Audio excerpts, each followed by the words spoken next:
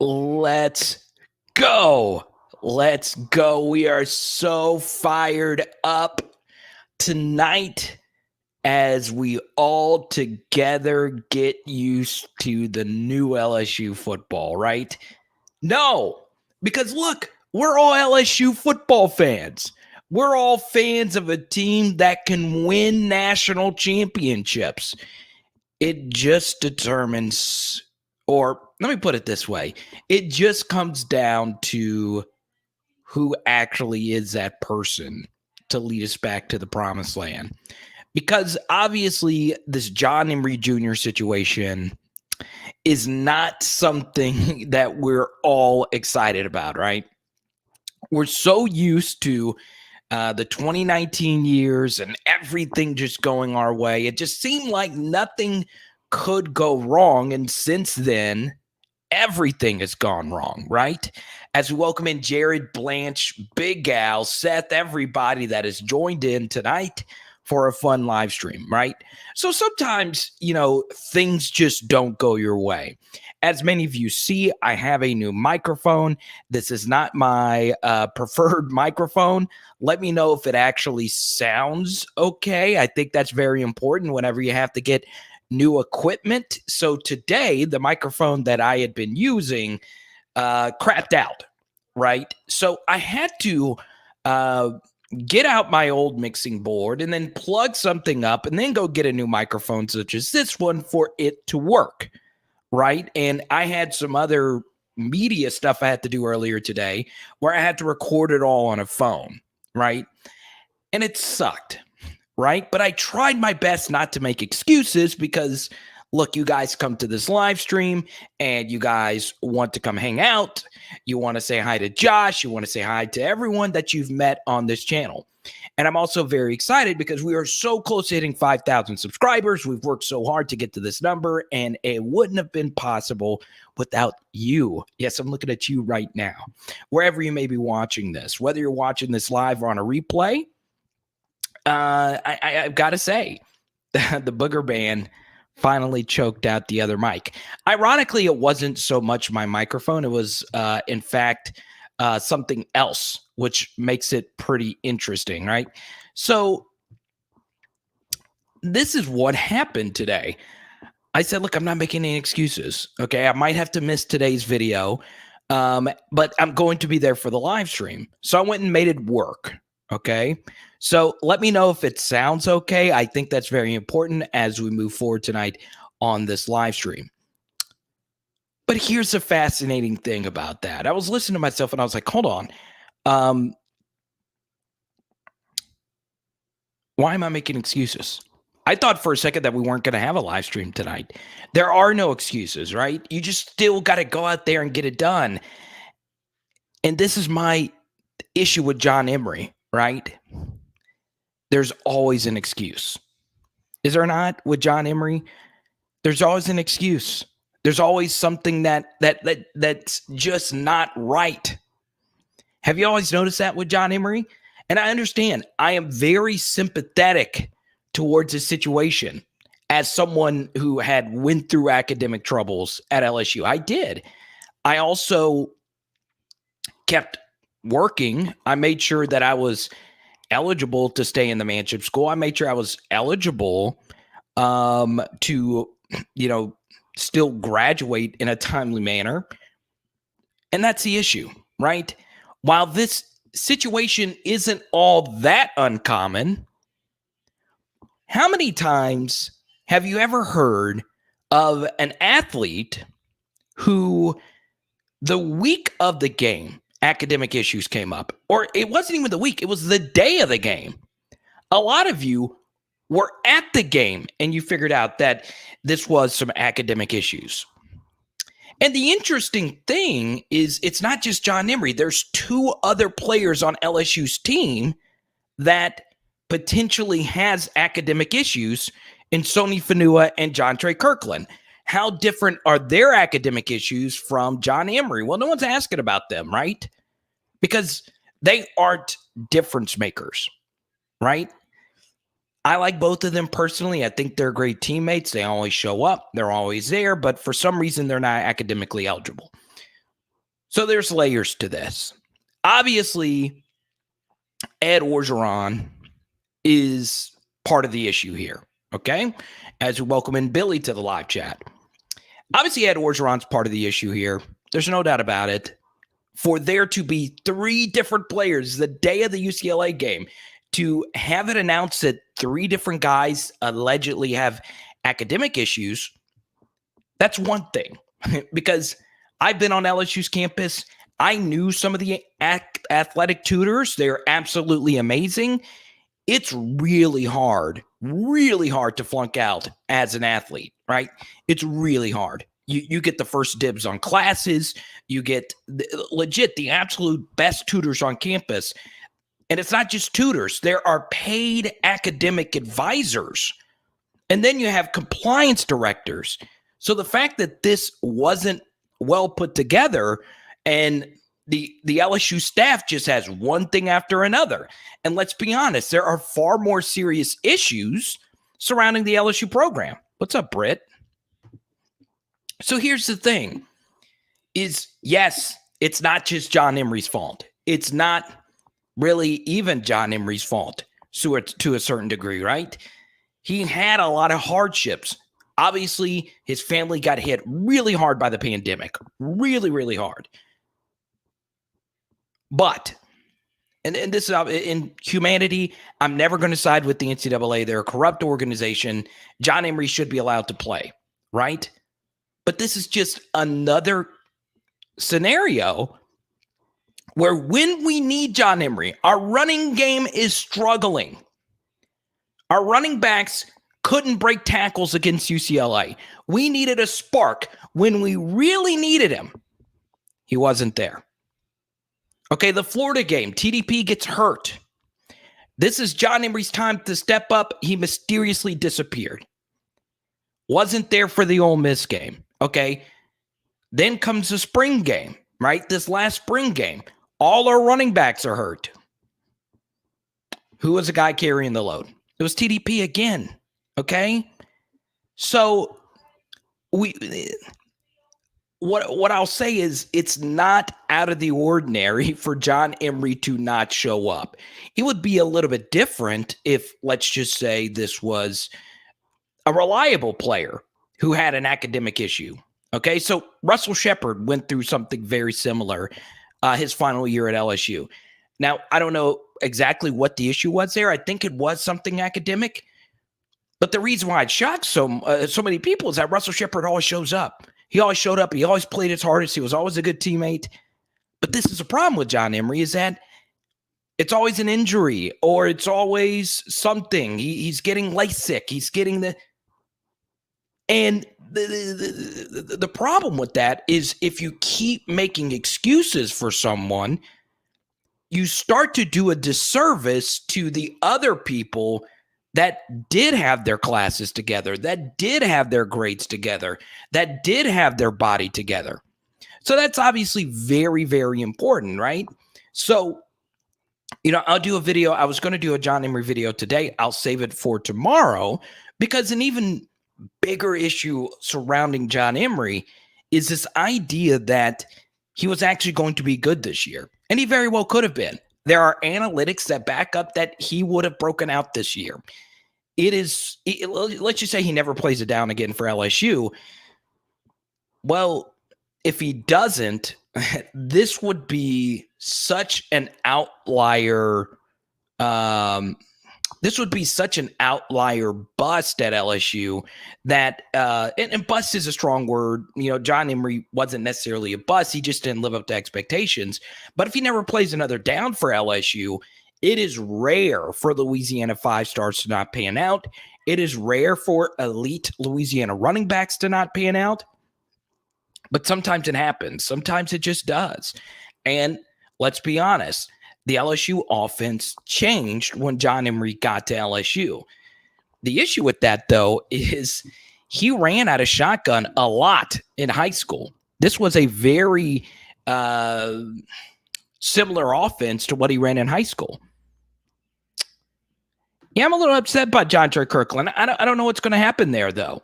I really don't. I really, really don't. So obviously Venmo, Cash App, Super Chat, that's the best way to get involved tonight on the live stream. We welcome in Joshua. What's good? But, and once again, here's something else that I was going to show today in my John Emery piece. And this is very important as well, okay? Normally, and I asked someone who actually played college football. He's now in the media. I reached out to him. He's a very prominent media member, right? And I'll keep him anonymous. I'll talk to him and see if it's okay if I reveal who this is. But I was talking to him yesterday about players that don't work out in schemes, right? And players that just don't work out at universities. And sometimes it's for a lack of playing time. Sometimes it's for, the right situation, the right offense, and the right defense. Well, here's a big issue, okay? A huge issue with that is, guess what? If you can play, you can play, right?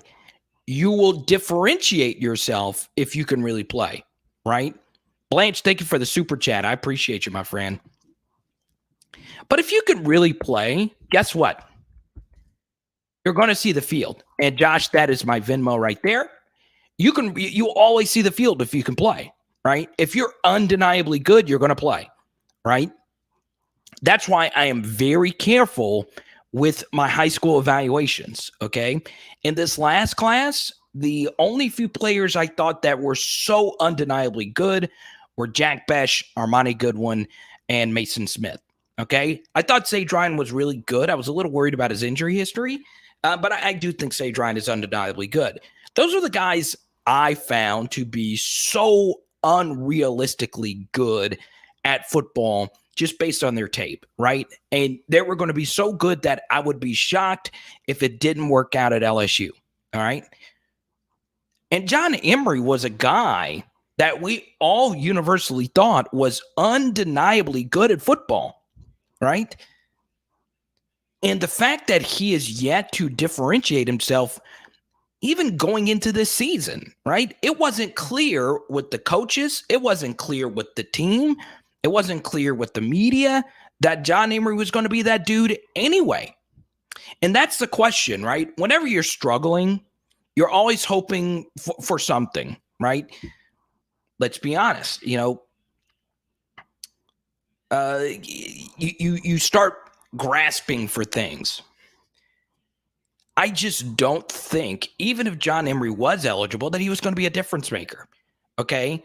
And you then have to start worrying about things like pass protection, which we haven't even gotten into.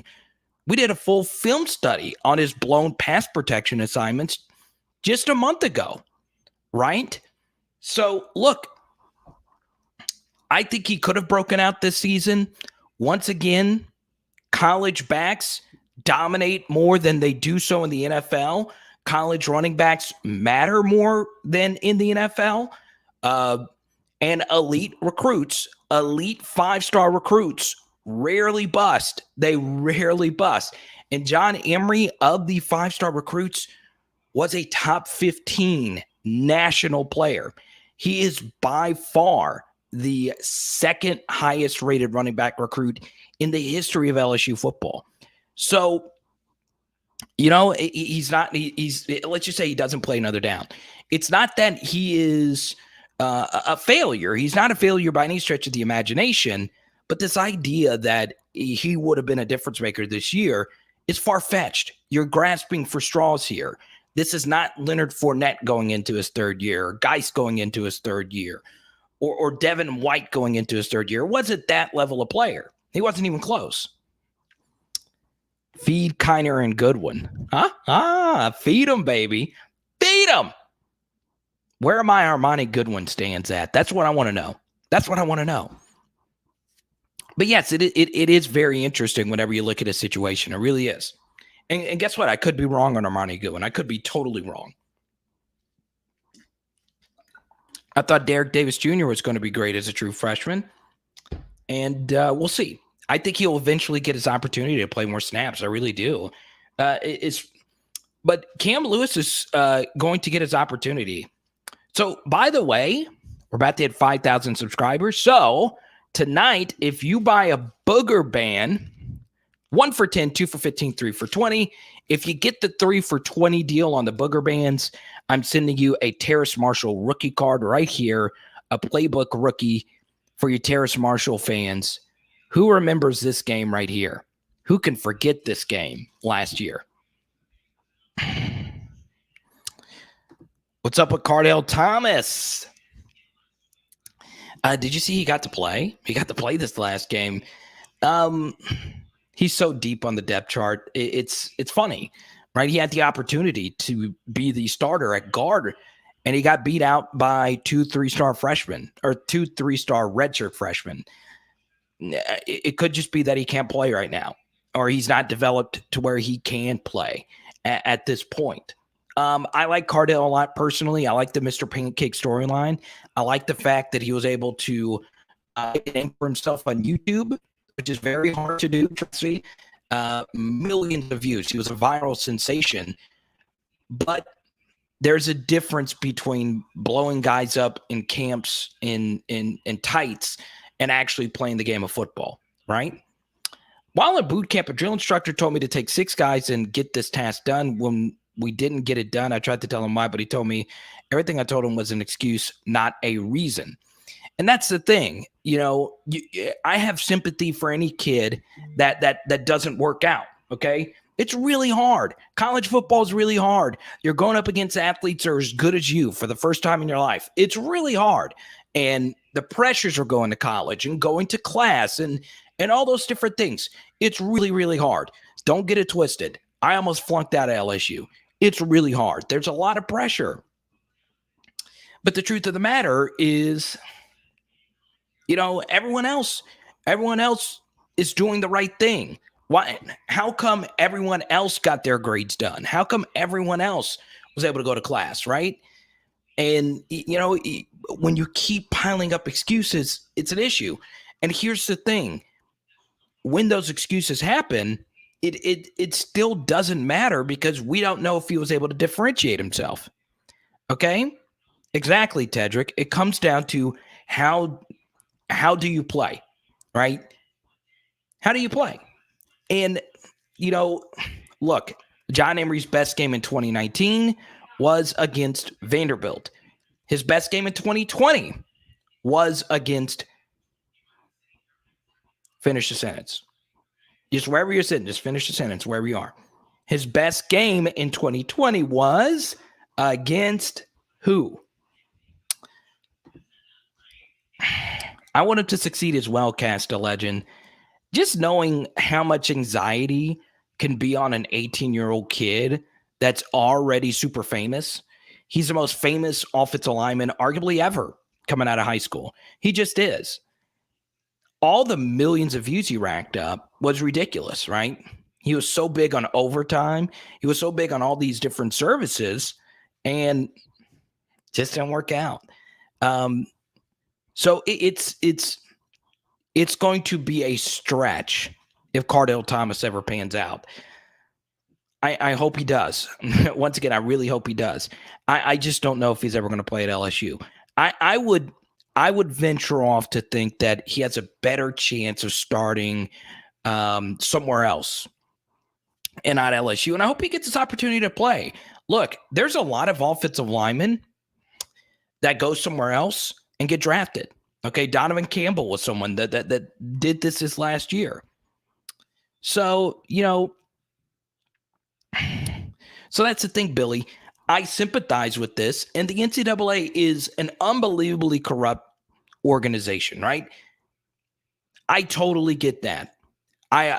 John Emery should be eligible with all the hardships that he's been through. And his family got hit hard by the pandemic. So I sympathize with that. It sucks. It's stupid. Let him play. But the fact that it was this close is a little worrying, right? And I understand classes went to Zoom and there was all these other things. But once again, ultimately it comes down to, once again, that E word, excuses. LJ Gaming says he'll end up at Kentucky. He could. He could. And he also had the same lawyer as Christian Fulton. Now, Christian Fulton's situation was really dumb, right? It was really dumb. And also, Christian Fulton's situation, I think, happened a little bit earlier during his tenure at LSU.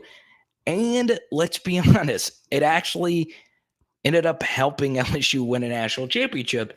But once again, what Christian Fulton went through was just total BS. So, yeah.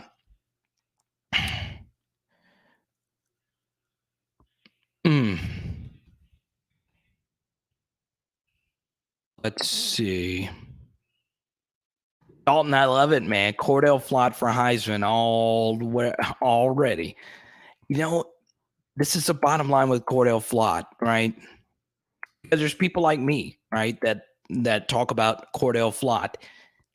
This offseason, obviously, I was critical of some of the things that he went through last year.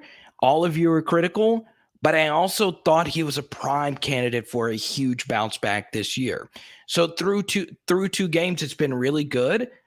I'm not jinxing it because last year was so bad, but everything pointed to him being not as bad as he was last year. Every last little thing, right? That was a little bit different than most players that go through a bad year. Okay. But Flott has been really good. And honestly, if he doesn't make that tackle, I don't know if you guys saw that in the film study on Sunday night. If he doesn't make that tackle on the screen, a lot of guys would have been tackled. I'll tell you this, Cordell Flott on that play would have been tackled last year. He is reading the game so much better. Give Corey Raymond and Durante a lot of credit, right? It's a good thing. We're going in the right direction. Thank you, Tedrick, for the very generous Cash App. Tedrick, you get to pick the next topic. Thank you so much.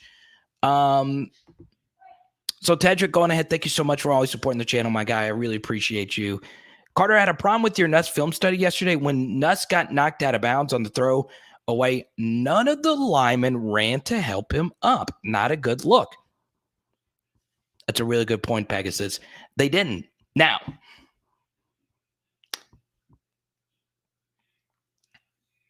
let me answer Tedrick's super chat here really quickly. Excuses do anyone any good? The person telling it or the one the excuse is behind told to no one benefits? Exactly. It doesn't benefit anybody, right? Now, once again, John Emery should be eligible, right? But, and we're going to get more into Garrett Nussmeier. We'll move on just in a second.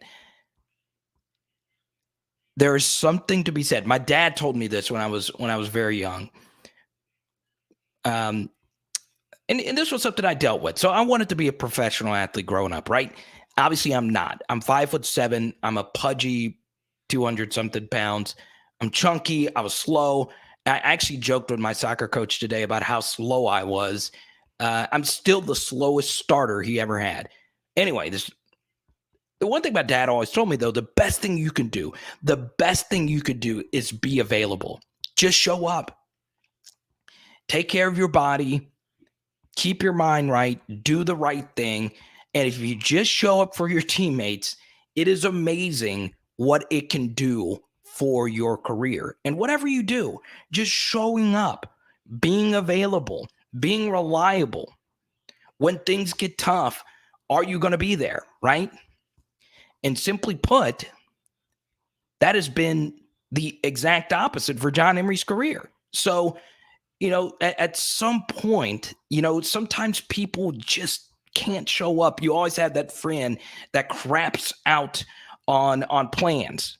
It just happens. It just happens. But Pegasus, to this question here, and Tedrick, thank you for the super chat. I totally agree with you. Show up. Do the right things, right? So Pegasus, I'll share this on that play. The first thing is on that play in particular, yes, that is a little concerning. But if you go back and actually watch the play, Nuss was so far rolled away from the offensive line that the offensive line were about 10, 15 yards away from him because the fake was so good or he actually broke contain on that play. There was no offensive lineman near him, right? So that was the first thing. The other thing is that he popped back up so quickly, and it was a 3rd and 10. Also, it was the end of the third quarter. So the offensive line was also very tired. I'll give them an excuse there. But Pegasus, I'm not going to lie, I didn't recognize that until you brought it up. Every time your quarterback gets hit, you go over there and help him up. You go up there and protect him. I saw something yesterday. Max Crosby of the Raiders got in the face of someone, I think, that touched Derek Carr. And Max Crosby is a defensive player. He wasn't even on the field. You always protect your quarterback. You always protect your quarterback. And this is basically it, okay? You could be the best at something, but if you're not there, the worst guy there is better than you. It's true. It's true. Ironically, this had been the case for me in comedy, right? So one of my really good comedian friends was the funniest guy. He is the funniest guy. When he is at his peak, he is funnier. He was the funniest guy in the region, right? And he had gotten booked to do a lot of gigs, right? But sometimes he just didn't show up to the gigs, right? He just didn't show up. So all these people would pay these tickets. And even though he was undeniably funny, by the way, R.I.P. Norm Macdonald, one of the greatest to ever do it, you got to show up. You got to show up, right? So they stopped booking him. And I saw less funnier comedians, way less funnier comedians. Comedians I know that couldn't kill for an hour like he could. And he would murder, like people slapping the table. And not many comedians can ever get to that level. And he was there. He was there. But sometimes he just didn't show up to gigs. So, it's part of it. It's part of it, man. You got to show up. You got to show up. Let's see. I don't think Nuss will make a difference. Sure, he looks like it, but he had gotten a little hurt or thrown a few interceptions. A few things about Nuss's performance. The first thing, okay, this is Garrett Nussmeier. This was an early enrollee. So when you're an early enrollee, you're sacrificing everything to be at LSU, right? And you finally get your opportunity to play. And you know the McNeese game was going to be the game that you were probably going to play. So you probably circled it on the calendar. And you probably told all your friends and family to make the trip over from Texas to come see McNeese Crappy State. So he probably had a bunch of friends in the stands. He probably had his family, his old teammates, girlfriends, and all kinds of stuff that were at the game, right? And he was probably really juiced. And he probably wanted, and juiced as in he was probably really excited. He probably wanted to make a big throw, a fancy throw. Well, on the tape, it was pretty clear that there were simpler throws he could have made. I think if he's actually the starter, he will make those throws. But the decision-making does need to get better. He does need to mature as far as making the simpler plays. But the spring game tape obviously backed this up as well with Garrett Nussmeier. His ceiling throws are better than anybody on the team. And what I mean by ceiling throws, I mean throws down the field, throws splitting coverage, throws in tight windows. He's better than anyone on the team. And obviously the playmaking ability, he's probably the best playmaker on the team. That doesn't make you the best quarterback, though, to win now. So, yes, Garrett Nussmeier has more energy than Max as far as his game is concerned. He probably is a better athlete than Max, but as of right now, he doesn't need to be the starter. He doesn't need to be the starter. Yeah, man, Norm Macdonald had a quiet battle with cancer. He had cancer for 9 years. So it's kind of like the Chadwick Boseman situation, right? Both of them just didn't make their cancer battle public. Simeon, yeah. I look.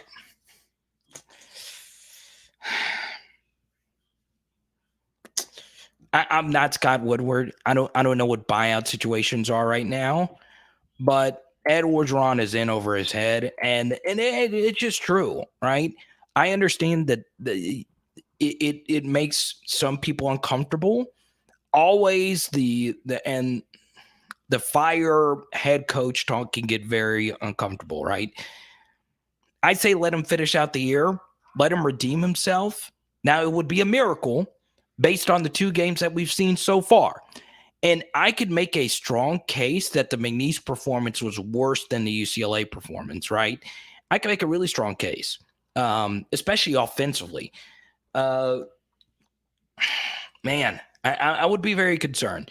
I would be very concerned. And 306 yards versus McNeese State. I don't care if you're starting 5 true freshmen on the offensive line. We've got to do better than that. We've got to do better than that. And some of that is obviously Max Johnson not taking that next step. Some of it is obviously the receivers dropping passes. Some of it is the injuries that seem to be piling up at an alarming rate. Some guys may be out of shape. Some guys might not vibe with the new coaches. I don't know what the deal is. But I will tell you this, the McNeese State game is bothering me a little bit more than the UCLA game. And once again, it could just be that it's fresher. I understand, well, how can you feel worse about a win and better about a loss? Well, I don't feel good about either one of them, guys. I just don't. The McNeese State game was an issue, right? And I still think, even though the defense dominated, I don't know if this game is going to work. I just don't. I just don't. Did they switch some things up? It's kind of hard. I don't have the all 22, so it's hard for me to look at coverages. I always say in my film studies, it is my best guesses, just based on the broadcast footage of the film. But I thought the scheme looked very similar to that of UCLA. I really did.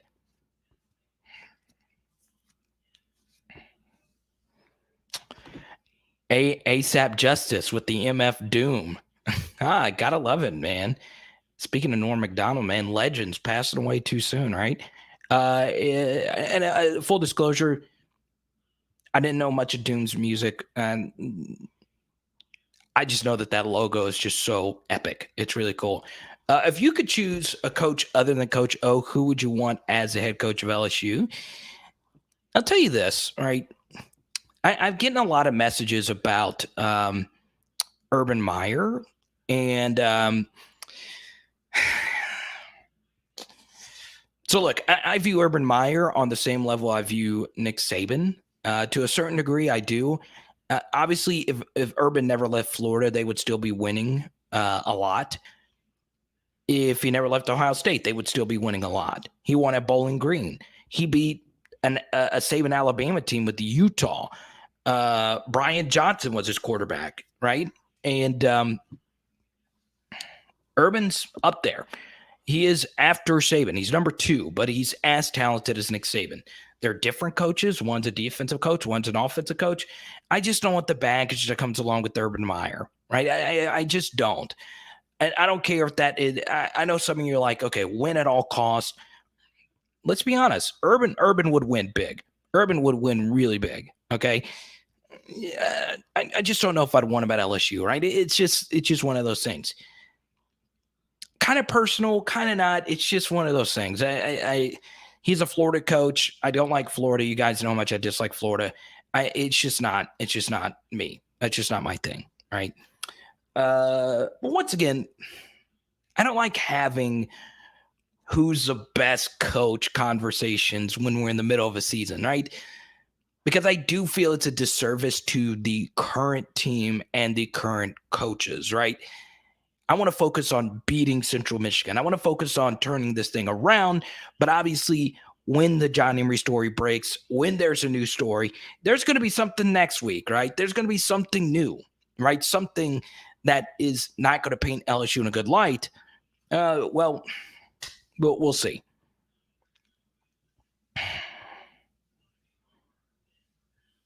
But it is important. It is important to point out that, once again, accountability, right?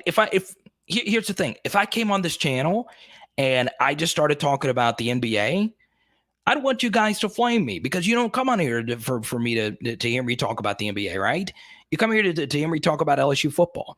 And LSU football, strictly LSU football. Now, I'll venture off into stupid different things for like a few minutes, or if someone super chats a question, I'll go into it. But 99% of this channel is going to be LSU football. I would want you guys to hold me accountable to that, right? Same thing is true here. We just want a decent team to be fielded.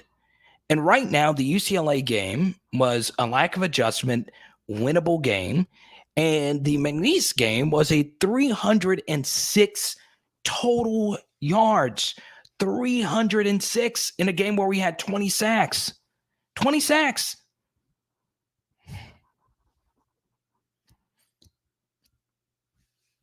Yeah. Bruce, it's basically it. And I understand, okay? I got a few comments, right? And I got a few angry emails too from people say, are you never just satisfied with a win? No, because I'm not an end results person, right? Ultimately, college football is about your end results. But how you win is important too, especially when you have quadruple the amount of talent, okay? And not only do you have quadruple the amount of talent, you have quadruple the amount of resources, which is even more important.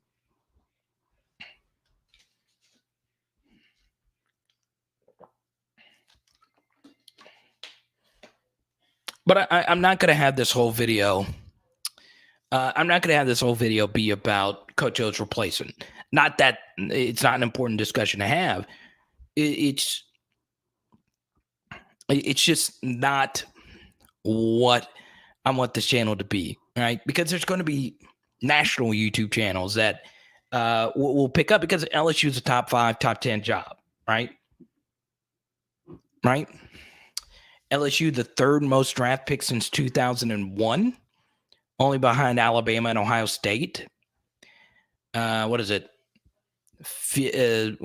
60 to 70% of the 4 and 5 star prospects from Louisiana go to LSU. That number's probably a little higher. And here's my thing on this, Pegasus. It's not that I don't care to be a championship program. I want to be a championship program. I'm not even asking for Alabama, right? No one's ever going to do that again, what Nick Saban's doing right now, to the level that he's doing it, right? I just don't think any coach will ever achieve that level of dominance in the sport. With that said, I just don't know if we can win a college football playoff or go to a college football playoff again with that Orgeron. I just don't know. I would like to optimistically think that. It's just issues. It's just issues. But obviously, there's more to it. Obviously, Venmo, Cash App, Super Chat. If you want to get into some recruiting, I know in the last live stream, I got a few questions about Shaz Preston that were very interesting. I like Shaz a lot. I think he's a key piece to this class. So if you want to talk some recruiting, feel free to Super Chat a question in. Thanks again to Tedrick. Thanks again to Blanche for providing some really good Super Chats so far to the stream. Let's see here. So we'll see.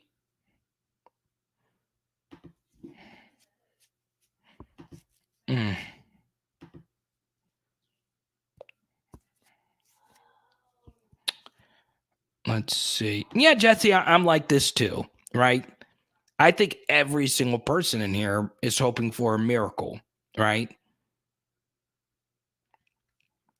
Let's go to Reggie here. Once again, Reggie is one of our many PHL cancer warriors. Reggie, we are with you in your battle, man. Your booger bands are on the way. Question all LSU fans, who should we hope for as our starting 5 this weekend? Because I don't have a clue at who they should be. So starting 5 offensive line, obviously it comes down to the health of Cam Wire and Austin Deculus. I thought Charles Turner and Xavier Hill were okay. There were a few whiffs in there. I'll tell you this. I don't know if a Charles Turner and Marlon Martinez right side of an offensive line is going to block DeMarvin Leal and Grant Morgan in this conference. So we'll see, right? I think this obviously Liam is still going to start. I thought Ed Ingram was the second best offensive player for LSU this weekend, only behind Jack Besh. Ed Ingram was really good this weekend, guys. He was really, really good. And he needed to be, right? He doesn't need on his NFL tape of him getting dominated by McNeese. But Ed was really good, okay? Left tackle, Xavier Hill, I thought was better than Charles Turner. Not by much. I think I would be fine with Xavier Hill starting at left tackle for a game. Do I think that starting 5 offensive line is good enough to beat Central Michigan? I do. Are they good enough to beat Mississippi State in Starkville? I don't know. I don't know. So Cam Wire is out, as KMC points out. So look for Xavier Hill to be that left tackle. So here's the problem with this, Billy, okay? And I'm not going to lie. I did a whole week I did a video called Championship Week, right? Where we did championship videos about how LSU can improve their program. And those same things are happening right now. These same things. So, we could keep saying, well, Coach needs to learn from his mistakes.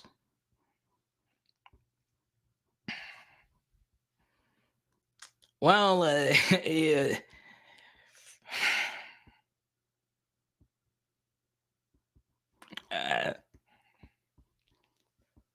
how many more times can we say that, right? There's only so many more times you can actually, continue to say that. How many more times can we say that, right? There's only so many. All right, I was making sure my audio was okay. I'm sorry about that. Yeah, Michael, Liam was better versus McNeese. It still wasn't what it needed to be. What I would have done if I was Brad Davis is I would have subbed Liam Shanahan out sooner and then moved Charles Turner to center and then see what we have there. Because here's the issue is LSU has yet to bench any of the offensive linemen, right? They haven't benched anybody from last year. Austin Deculus is out with injury, right? And I guess Anthony Bradford and, once again, this is the key. I guess Anthony Bradford and Jason Hines are both hurt. I don't know how they both got hurt against UCLA, but they did, even though they both finished the game. I don't know. Maybe they both got hurt at practice, and which would still be kind of crazy. Still, I don't know. I don't know. LJ says, I don't recall Liam getting pushed around as much last year. So here's the fascinating thing about center is you don't have to get a whole lot of push, right? Honestly, push is a little overrated when it comes to offensive line play. Sometimes you just want to turn guys, right? You want to turn them out of the hole. You want to turn them out of the play side hole, okay? The problem is LSU can't do that either. So, yeah, I thought Liam was better against McNeese. There were still a few bad reps. So we'll see. But once again, to focus a little bit more on the positive. Once again, it's been 45 minutes of negative. Once again, Ed Ingram was great against McNeese. Jack Besh was excellent against McNeese. I thought Coy Moore really showed me a lot of intangibles against McNeese. Encouraging teammates, making blocks downfield, even though he didn't do anything catch-wise. So I thought that was a good step forward for him. Corey Kiner obviously had a really solid day. Armani Goodwin as well. TDP was okay against McNeese. So there you go. And then defensively, we haven't gotten to Jacoil and Roy yet. We haven't gotten to Mason Smith yet. Both of them were phenomenal. Andre Anthony has been LSU's best defensive end. And even though Ali Gay was hurt, Andre Anthony viciously outplayed Ali Gay against UCLA, and he's also viciously outplayed BJ Ojolari up to this point. Ali Gay has been LSU's best defensive end by a wide margin, and we don't have Sony Fanua. We've yet to see, number 35 out of St. Amant, true freshman, 35. I loved him. Savion Smith. We haven't seen him yet. And we haven't really seen Landon Jackson outside of special teams. We saw Xavier Carter get some snaps. Saw Desmond Little get some snaps. He got a sack in there. But still, Andre Anthony has been great. We've yet to see BJ Ojolari really make a big play. He had a sack against McNeese. It was more Cody Orgeron not sitting in the pocket and kind of running into the sack. We haven't really seen full Ojolari yet. So we'll see. We'll see. Yeah, I think it's time to do this, LJ. By the way, good photo, the wifey and the Heisman, good stuff. Yeah, I think it's time. I think it's time. You know, it's the big question was, can Jack Bech block? Well, I'll tell you this, his blocking looked really good. You can watch our film study on Garrett Nussmeier where we talk about Jack Bech's blocking. If you want more on that, so let me know. But Jack Bech's blocking was phenomenal. It really was phenomenal. Yeah, prayers to Kevin Falk. That does really stink. It really does. But yeah, Jack Bech, man, he has exceeded expectations up to this point. He's really good. He's really, really good. How quickly does Brennan take back the starting job when he comes back? Once again, the first thing it'll come down to how quickly he comes back. And the second thing is how quickly can he get up to speed on the LSU offense. I think he would be able to do that pretty quickly.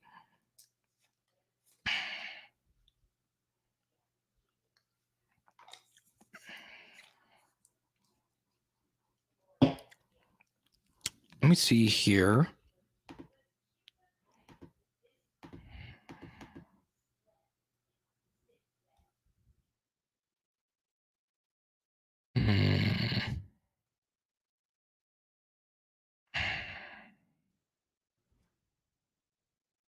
By the way, you know what's interesting about the Norm Macdonald story is that, like, I wasn't never really like a super Norm Macdonald fan.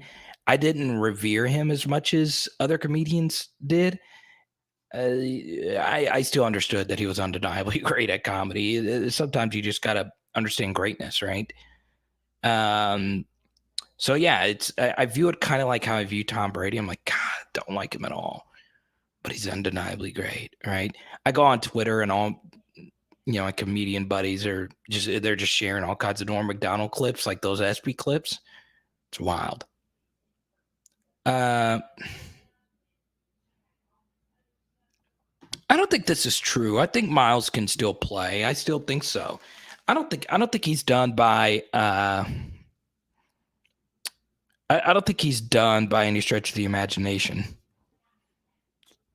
I'd like to play Jackson State. I would like prime time in Tiger Stadium. That would be great.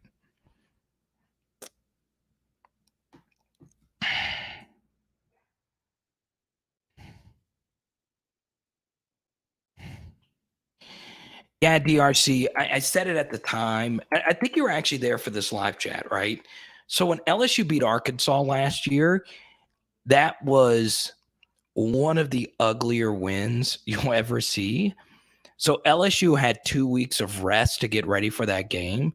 Arkansas had played Florida in Gainesville the week before, and they were without their entire starting defensive line. And all we did was get 3 yards in a cloud of dust first downs. Arkansas had averaged, 7.5 yards per play against us that game. We were very lucky to win that game. I was happy we won, trust me. The Golden Boot is my favorite game of the year. But, we were just very lucky to win that game. There he is, guys. There he is. The Master Blaster.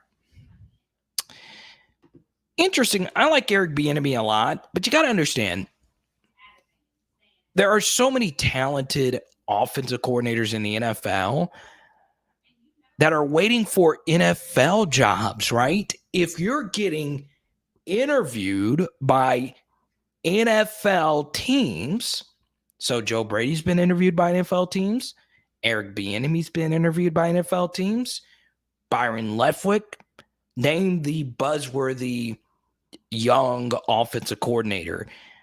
They're all getting interviewed by NFL teams. Do you think they want a college job? I understand LSU is a next level college job, but no, they want to coach in the NFL where all you do is coach football.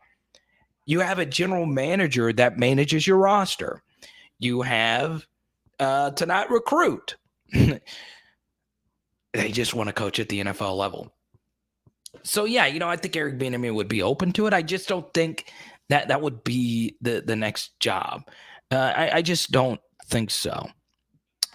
Big Al Robert's doing good. He sent me a message this past weekend. He was also in the live chat. I don't know if you caught it this past weekend. So, yeah, Big Al and Robert are cancer warriors, man. Yeah,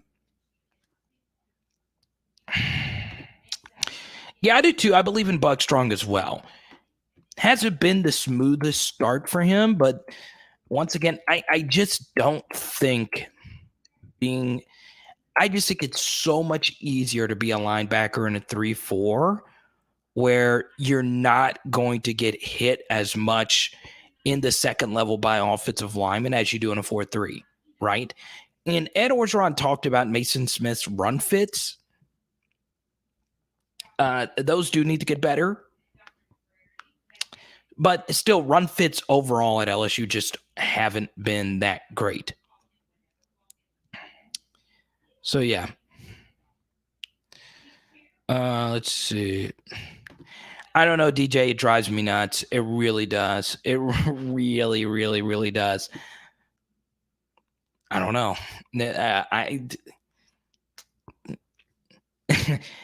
And here's the thing. The wide receiver rotation would be even wider if Malik Neighbors and John J. Kirkland were available to play. Not everyone needs to play. Okay? Not everybody needs to play. Okay? I'll tell you this, DJ. I would be fine if the wide receiver rotation was still wide for the Central Michigan game. And you say, look, I wanted to have a 3-game sample to figure out who our best guys are. And then by game 4, you can then determine who your best guys are going to be, right? So the bottom line is, I don't know, DJ, I don't get it. I think part of it is why the wide receivers are dropping so many passes. So, yeah, that's all there is to it. Let me see here. But, yeah, the rotation needs to get cut down. Let's go to Reggie here. Carter, is that true? But why not get your foot in the door and show you could coach at the college level, let the GM see what you can do, and go from there? Yeah, but that's the thing. Like, Bieniemy and Brady were getting multiple NFL interviews, right? They're going to be NFL head coaches. It's only a matter of time. Bieniemy more so than Joe Brady, right? Yeah. I don't know, Big Al. It's a good question. That's a really good question.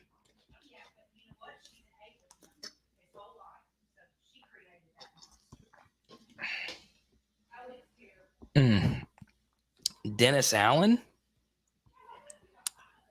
Nah, I wouldn't worry too much about that. Once again,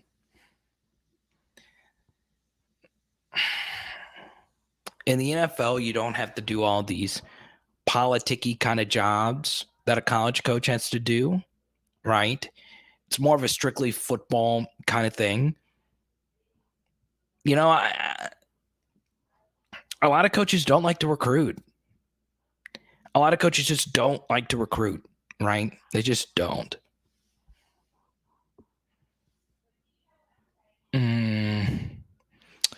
Yeah, Michael, I wouldn't take too much away from it. We touched on this in the Nuss film study yesterday. We talked a lot about Brian Thomas yesterday. His film has been pretty good as far as getting open, especially over the middle. The drops were bad. The Coach O thing was bad. He's 18 years old. I excuse a true freshman there, but those intangibles do kind of sort of matter. Where I see some of the other freshman receivers. I see, Malik Neighbors is the first person to congratulate people coming off the field every time, every single time. It's very impressive. He's not even getting a chance to play. And he knows he has an uphill climb to see the field. He's still the first person there to cheer everybody on. Coy Moore does it. Jack Besh does it. Those things do matter. But, I wouldn't take too much away. And remember, Brian Thomas Jr., it's ironic I'm holding his Terrace Marshall card. That's, the comp I get a lot with BTJ. It might not be year one for him. It might be year two. You could be undeniably good and not be a really productive receiver in year one. So, it's fine.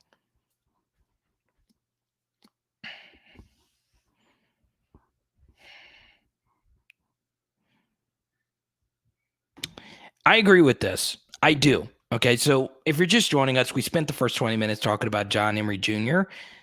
I'll touch on it really briefly again if you're just joining us, because it's going to keep getting brought up. I totally agree with this attorney. I totally agree with John Emery's situation. Just give him the waiver. It's very simple solution to this entire thing. But the fact is pretty simple. Once again, everything he's gone through with the pandemic sucks, and I'm super sympathetic to that. I'm also super sympathetic to academic issues. I had some at LSU as well. Totally get it. Now, with that said, you still have to be available, right? And it's always something with John Emery. So I understand. I'm with you, C. Powell. I know you're a Bama fan. I totally get this situation being stupid. Let him play. Come on, everyone's been through a lot. These things happen. But is John Trey going to be available? Is Sony Fanua going to be available? What about everyone else that did have their classes in order? It's just one of those things, right? But the NCAA, they don't give a crap, right? They have these stupid rules. Let them play. Let them play. If it's one class, let the dude play. Let him play.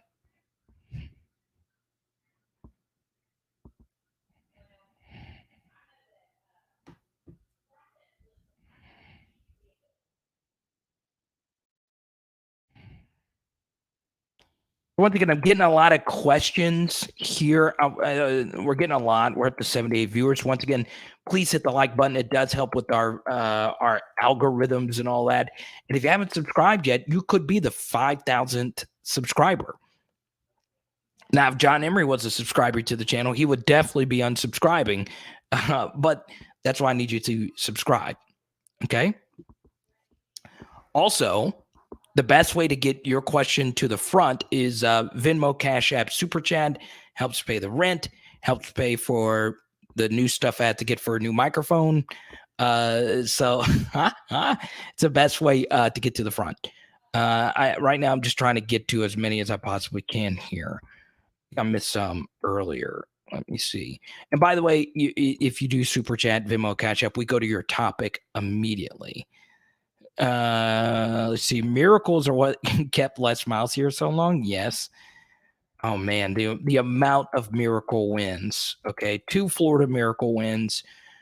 The Auburn game in 2007 wasn't a miracle. Colt David would have made that field goal.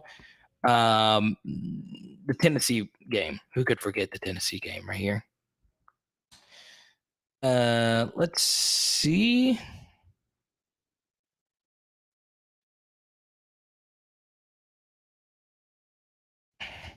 Ira Cristobal would be a great hire. He is an assistant to Bama, former offensive lineman, and great recruiter.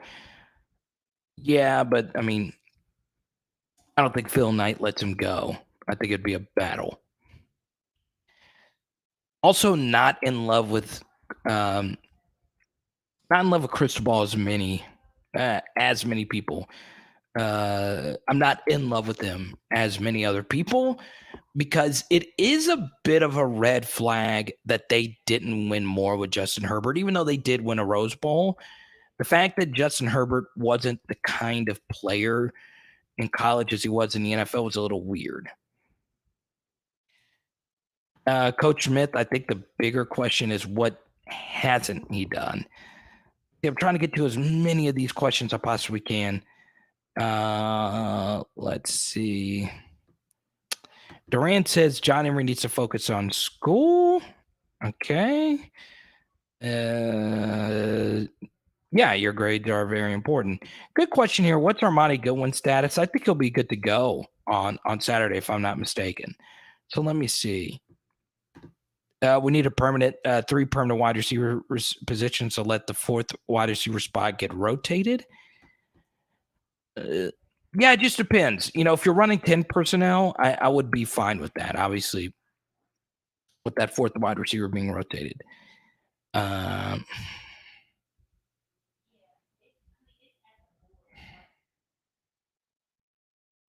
Arizona State 05, right? That was a great game. Get a super chat here from Max. Always there to support me, man. Max, my guy. I can't wait to actually meet you, man. I got to get up there and meet you and Old Man Reyes up in New York City. We need to go. What are we going to do when we go to New York, Max? What are we going to do? It's going to be me, Hey, and Z coming up to go hang out with Max and his girlfriend. The only difference, guys, is Max drinks IPAs. Can't get down with the IPAs. I don't know. I just can't do the IPAs.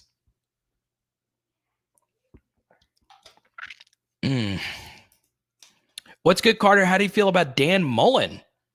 Ooh.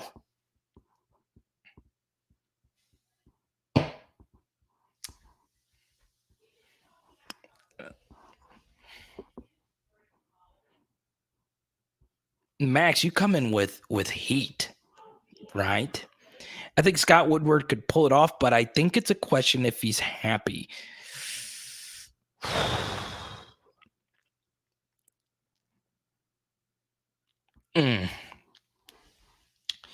Okay. All right. So this is a spicy one. I did not expect a Dan Mullen. Let me stretch. I think I need to stretch here before this one from Max. I got my John Emery Jr. hot takes in. So let me get this one ready. Let me get ready. So the first thing is a minor win if Dan Mullen comes over is that we don't have to coach this against this guy anymore because Dan Mullen has been an LSU destroyer of defenses, right? Even in our win last year, we gave up a lot of yards. We've never really slowed down a Dan Mullen offense, even to his days at Mississippi State. And that wasn't just Dak, it was Nick Fitzgerald as well. Dan Mullen's really good, right? He's really talented. Offensive genius. He was the OC for some of those Urban Meyer teams. The issue I have with Dan Mullen is this. Obviously, he doesn't have the best reputation as a recruiter. LSU recruits itself to a certain degree. So there's some of that.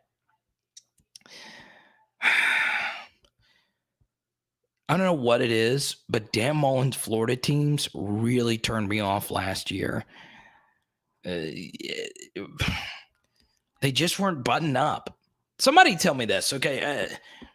Dan Mullen's best team at Florida was last year, right? What was their best win last year, right? What was their best win?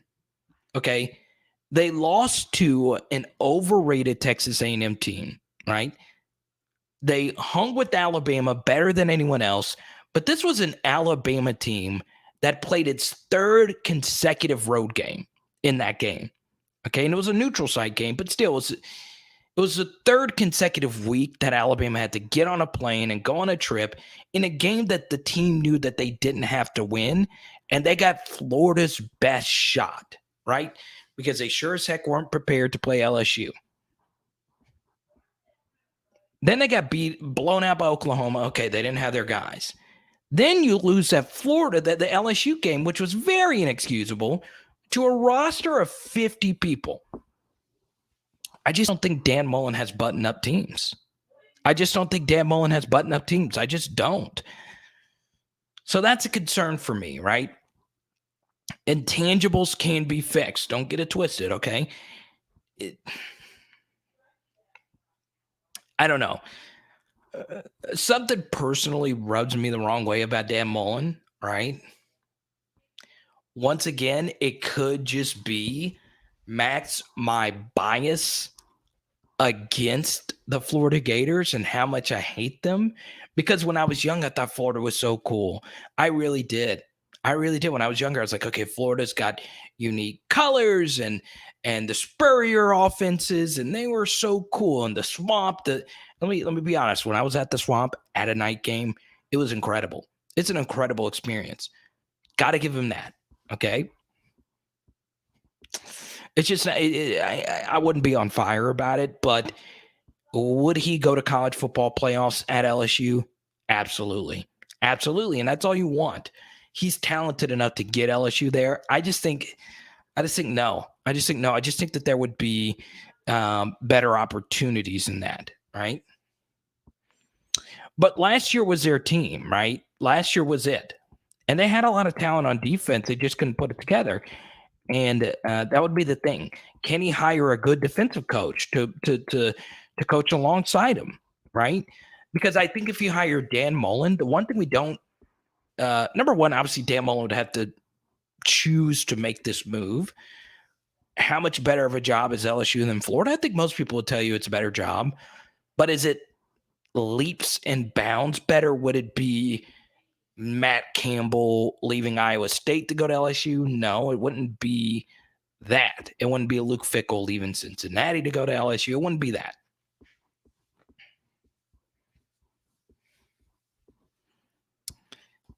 Esteban. I love it. Hey, everyone, I want you to know that Esteban lives on White Oak Street. He wants the whole world to know. If you talk trash about Esteban, come meet him at his crib.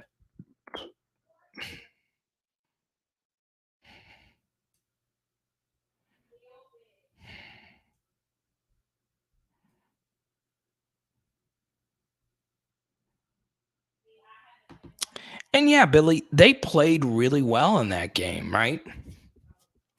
The question is, where was that the week before? In a game that you had to win. You had to win it, right? And so many people make that game to be about Marco Wilson. That LSU Florida game was the most fascinating game I think I've ever seen from an LSU team. The fact that we were 23-point underdogs and we won that game. So, yeah.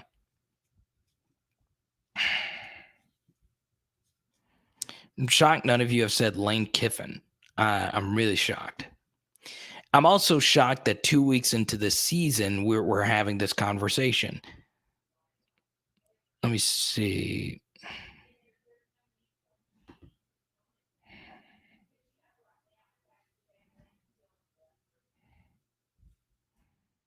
What's up, Julie? Good to see you again. Let's go. Don't worry about Florida. We fixing to get beat by Central Michigan. Gonna be a sad day. Julie, do you actually think LSU is going to lose to Central Michigan?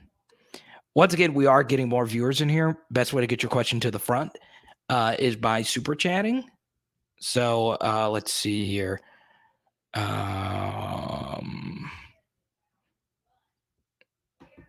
And I'm still kind of getting used to the new streaming software that we have.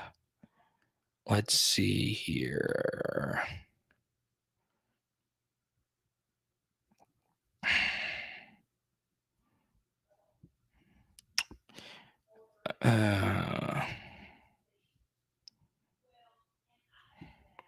So I keep seeing this. Peter Martin just gave us perfect coaches. Once again, these comments are rolling in. Okay, let me see if I could find Peter Martin.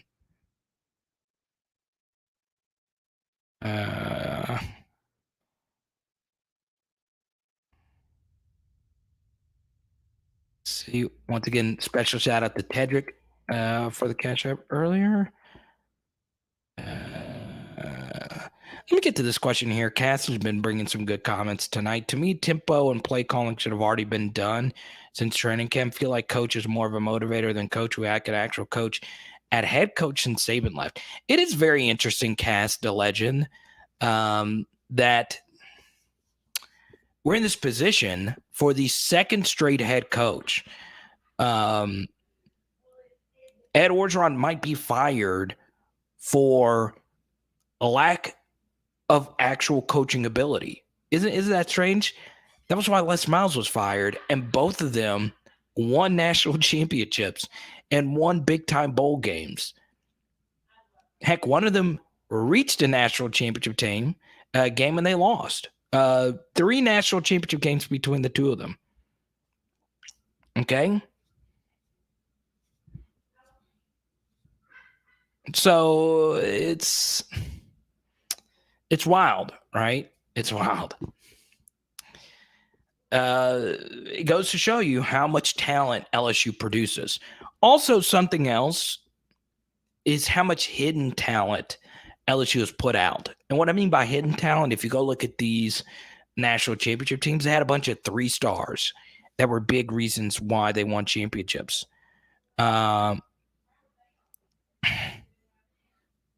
Okay, let me see. Complex. Love it. If I see another up-tempo dive on 3rd and 1, I'm going to lose it. Yeah, I hate that call too, Complex. I really do. Let me try to get to as many of these as we can. LJ. Carter tried that 17-second crouch thing. I like that people – this always gets me going. When people cite stuff from other videos, it lets me know that you're watching. I really appreciate that. Yeah, so Jake Peets so what we did in our last film study was on one of the plays, the LSU offensive linemen were in their stance when the play clock began. So that means they got in their stance pretty quickly. Because the play clock starts at the end of the last play, or roughly a few seconds after that, okay? So the LSU offensive line was in their stance, and they didn't snap the ball until 23 seconds left on the play clock, and sometimes it's a little bit longer. So when I stopped the film study yesterday and said, right now, squat for 17 seconds and see how good you would do. Now, most of you aren't 320 pounds, and most of you don't play a football game where you are, in high-speed car collisions over the course of a game, which is essentially not high speed, but it's a violent game. Let's put it that way. LSU does need to run their plays a little bit quicker because that could be a reason why LSU's offensive line is struggling right now. They could just be tired. Once again, and I actually cut a part out of that, LJ. The second part that I wanted to say was, now do like 20 sets of 17-second squats and see how it works. Do 20 sets and see if you could do it.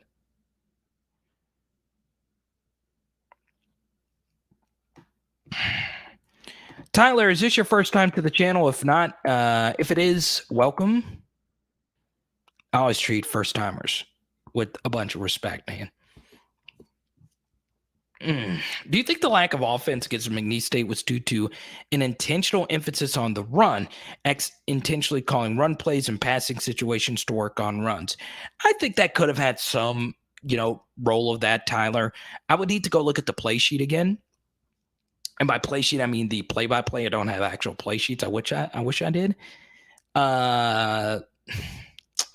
Look, yes, a lot of it is that.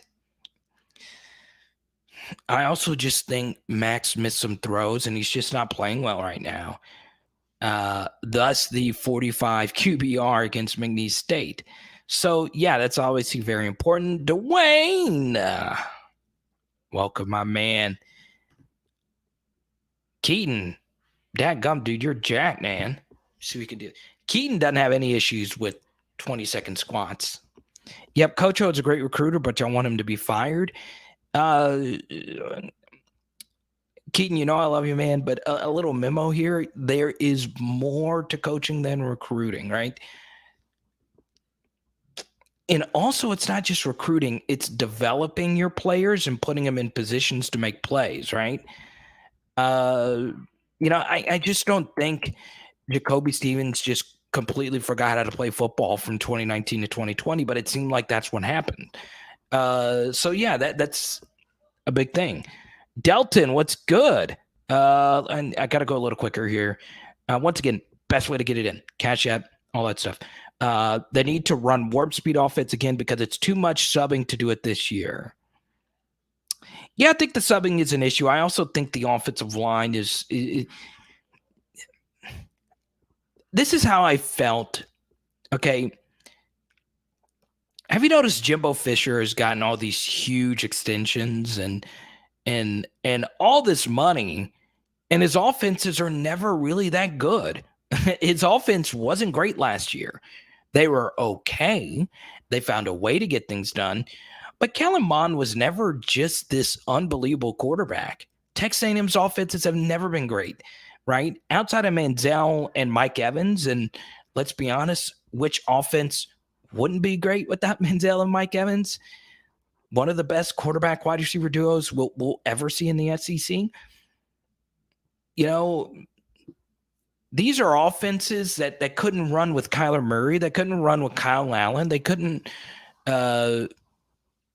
Texas A&M's best offensive outing against LSU was with Trevor Knight. The point is, man,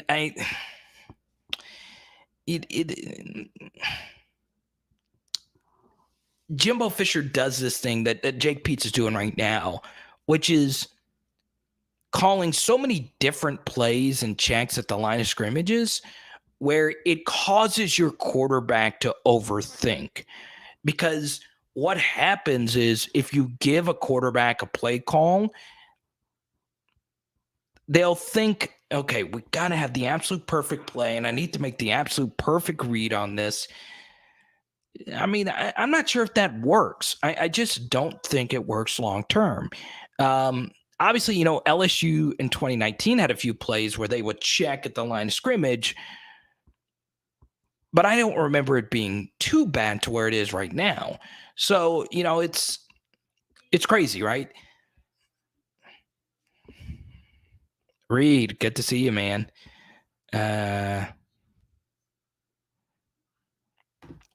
Secondary was better against McNeese, but they can be better. Yeah, LJ, it's going to be interesting. I want to see what that line is going to be. Let's see. Coach O won a Fiesta Bowl and a Natty with his recruits. Yeah. Okay. So what has he won without the Joe Burrow guy?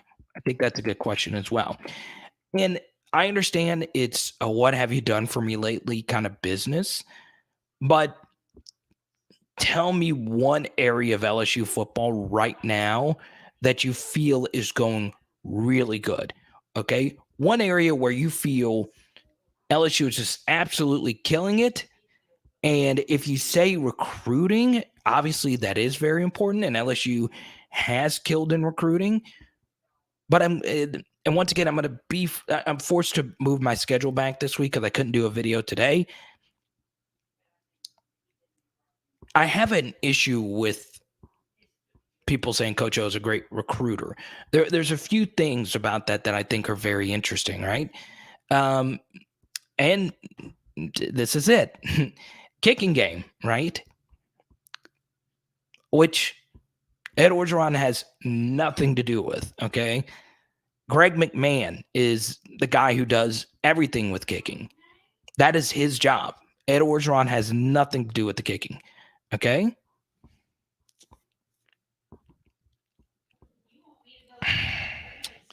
You know what's interesting? So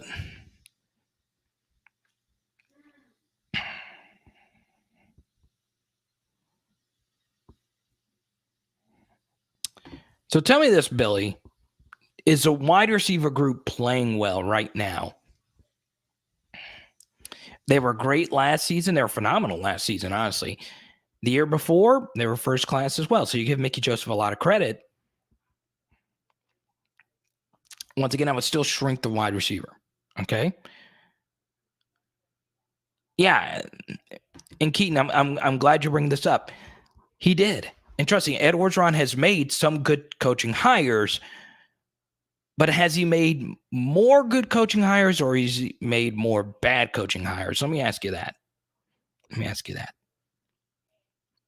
Okay.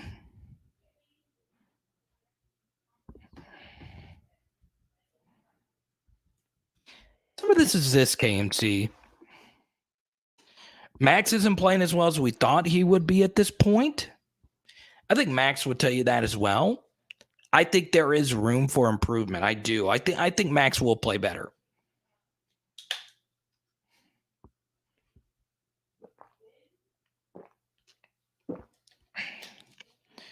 By the way, Tyler, let me know if this is your first live chat.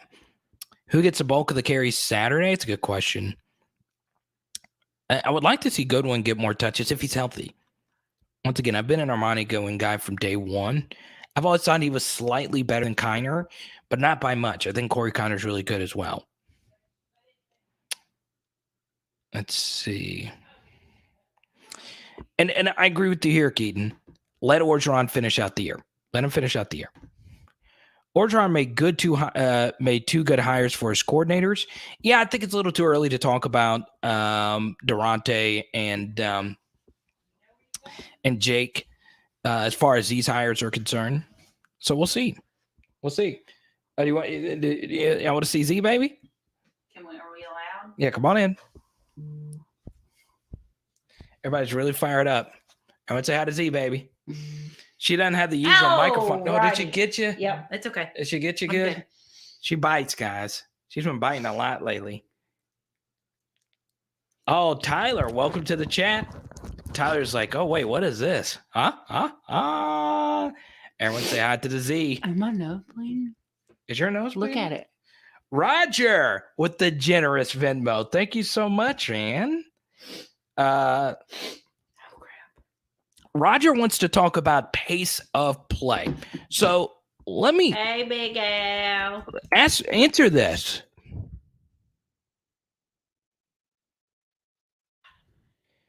All right, this is going to be the question that Roger super chatted. Should LSU speed up their pace? The audio sounds good, baby. It does? Mm-hmm. I texted you that on your chat. I got in there and listened. Oh, does it sound good? Mm-hmm. No, we had mic issues all day. Thanks to Hey, she helped fix it. Should LSU speed up their play? What do you think, Z? Okay, Z don't have anything to say. Complex says we need to slow it down. All right, everyone say bye to Z. Z, baby. Love you too. Yeah.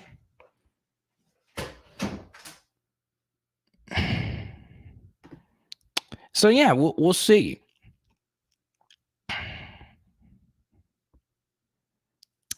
And this is the thing with your question, Roger, is Ed Orgeron did acknowledge today that he wants to see a faster pace of play.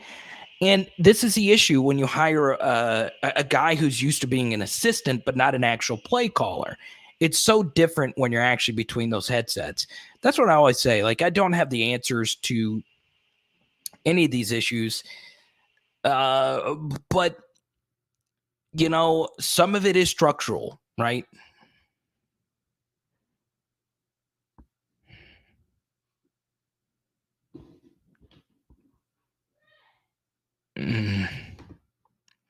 Yeah, Rain, it's interesting, right?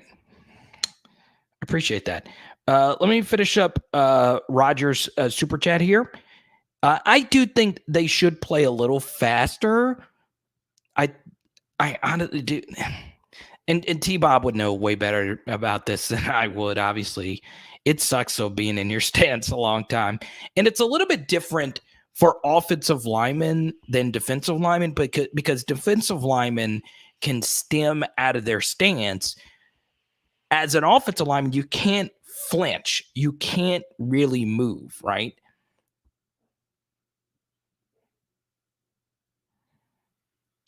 And Roger, this is a good question. This is a good question right here about Roger. When and this is key as well.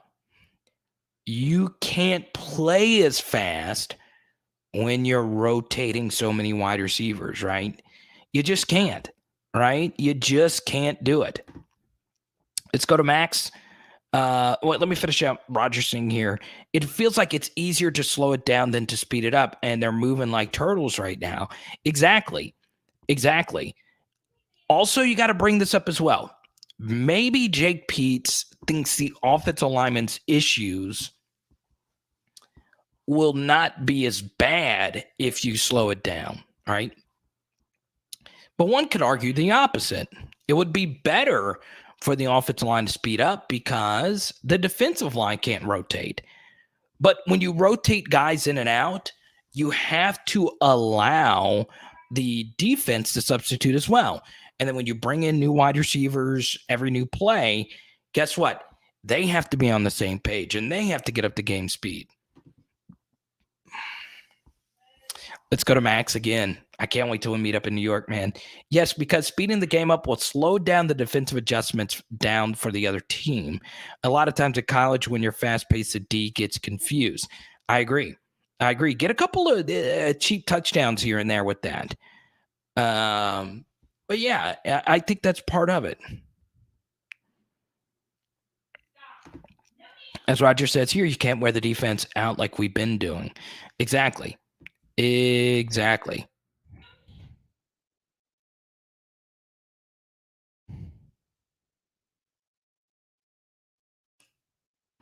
Oh man, dude. You guys know how I feel about Dre, man. That was not a good look. It was not a good look. Now, as we pointed out in the film study, Trey Palmer's first touchdown should have gone to Dre on first down. It was a bad miss by Max. With that said, you can't drop the pass that Dre dropped. It was so bad. And I know Reed and Rain was ready to dog me about it.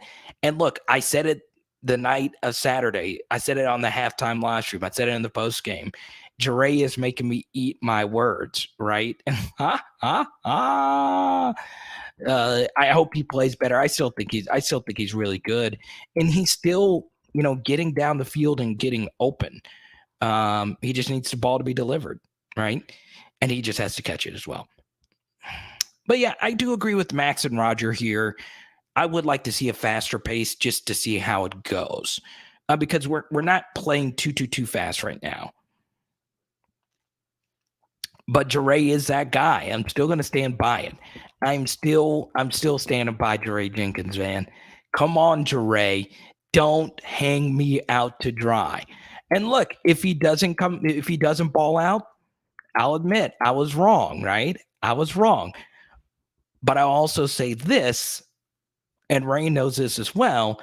The guy that I thought was LSU's best wide receiver in this past class was Jack Besh. He's balling out. But before Jack Besh, the guy I thought was the best wide receiver was, well, I'm not going to bring up his name, but let's just say this. He's balling out at a different SEC West University right now.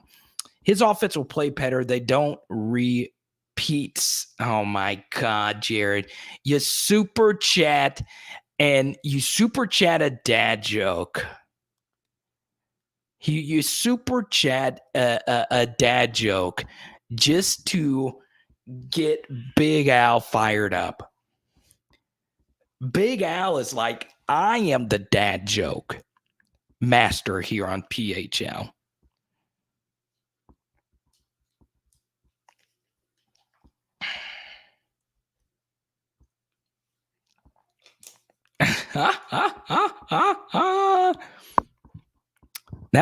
It was a good Okay, let's put it back up. All right. Type. I want a simple yes and no to this. Did you think Jared's dad joke was clever? Type Y for yes. Type N for no. Did you think Jared's dad joke here is great? Type Y for yes. Type N for no. Okay. Palmer over Moore in the slot. I agree with that for right now, for sure. But look, this is an issue. Why can't we catch a ball clean? I don't know what this is. All the receivers, we just cannot catch, and when we catch, it's rarely clean. But I'll tell you this: you know who hasn't come close to dropping anything?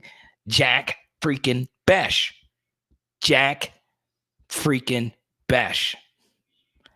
No maybes. Look at this. Of course, Big Al would be a hater. Big Al is like, oh my goodness.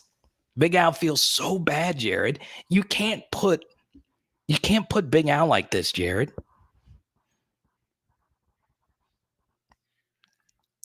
This is also true, Carvis. Welcome to the chat, man. And thank you for your super chat this weekend, Carvis. Look, this is true. Okay. Max Johnson doesn't throw a clean ball. It just doesn't. I just feel this is just me. Okay. Sometimes when a quarterback doesn't throw interceptions, I think it's a bad thing, right? They're not taking any chances, right? So Max Johnson in 4 games only has 2 picks, which is good. We don't want to turn the football over. With that said, his only 2 picks, all right, his pick against Ole Miss was really bad, but his pick against UCLA wasn't his fault. It was a bad play call. He still shouldn't have thrown it, but it was still a really bad play call, and you put your QB in a bad spot, right?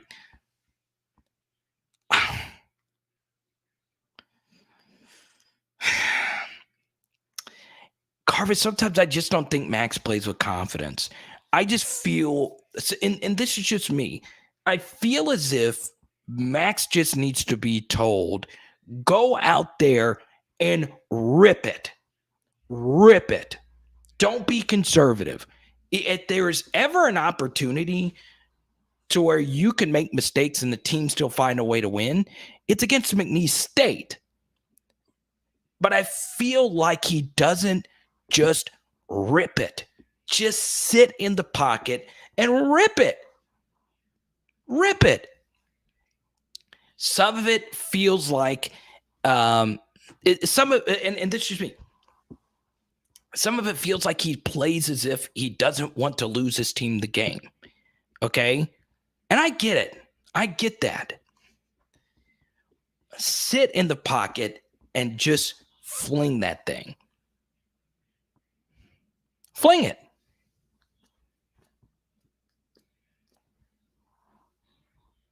If I see Cordell Thomas on the field out on the screen, you know, we talked about Cordell a little bit earlier. I know some of you are disappointed, but maybe this is a good lesson to not make offensive linemen or just anybody viral superstars before they do anything. I think that's a good thing, right? Not many high school stars that are like super viral turn out to be that great anyway, right? Like, actually, no, I'll take that back. Some do, right? So like Leonard Fournette was like a viral sensation, but still. Oh, did I say Cole Taylor? Who did I say? Who did I accidentally say? Either way, I just wish Max would just go back there and just sit in the pocket and rip it, right? Now, sometimes he doesn't have a pocket to do that. But I'm not going to lie. Has LSU's offensive line not played well? Yes, they've not played well. I would be the first to tell you that, right? However, the pass protection, they have blown some assignments. They have blown some, and it's not good. However, it's been fine. Okay, it's not been atrocious like it was against Texas A&M last year. It wasn't atrocious like it was against Alabama and a few other games. I just think Max could sit back there and just rip.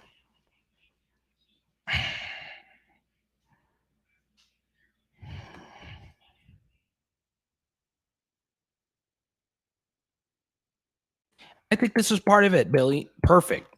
You say it better than me. Say better than me.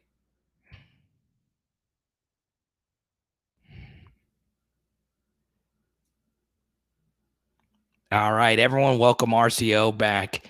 Our UCLA viewer who has really donated a lot of money to the channel. I appreciate that. USC fired Helton, LOL. God, I hate those guys. Honestly, the best hire UCLA.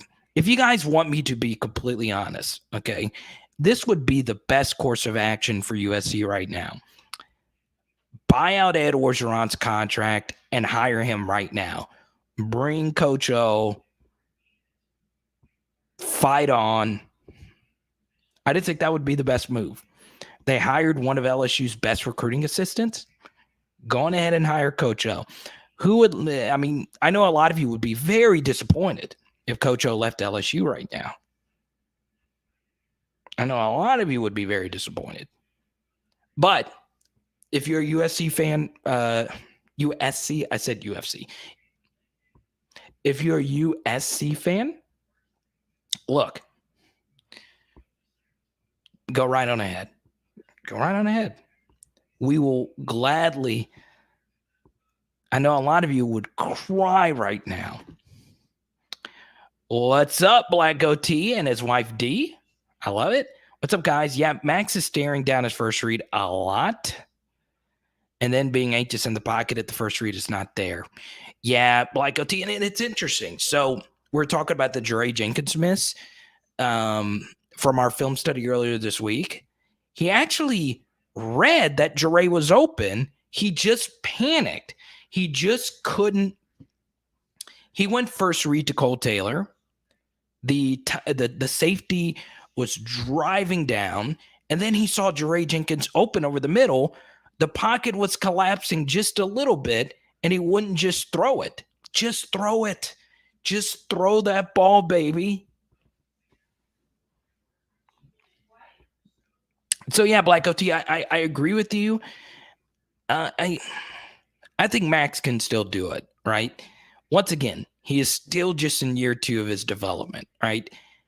And he is athletically limited in some aspects. I still think he can be a winner at the SEC level. I just think we might be seeing someone who's closer to Danny Etling than he is Joe Burrow or even a Zach Mettenberger. And that's fine. You can win a lot of games with Danny Etling, but you just got to be a little better. You just got to be a little better. Coach O and Sark might be available soon. God, Sark looked bad on that Arkansas sideline, and he looked even worse. He looked even worse in the post game. Okay, when you get your butt beat 33-7, you don't need to be saying, "Well, it was all what." Well, no, the final score was what 44-20 or something like that. It was a blowout. Arkansas beat their tails. The first words that should be coming out of your mouth is those guys beat us instead of, yeah, it was all my fault, right? It's a little bit different in tennis when it's just you versus the player and you say, oh, it's just my fault. No, it's a team sport, right? You as a coach say, yeah, they beat us pretty good. They beat us pretty good, right?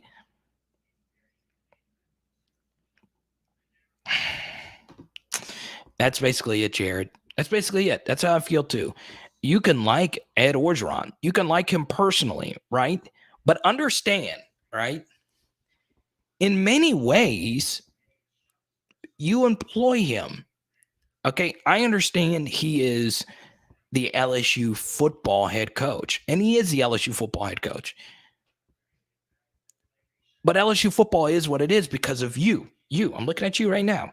Wherever you're watching this, it's because of you, right? You're a fan. You spend money on this program. Most of you have bought. I told you earlier, I was not a good student at LSU. I wasn't.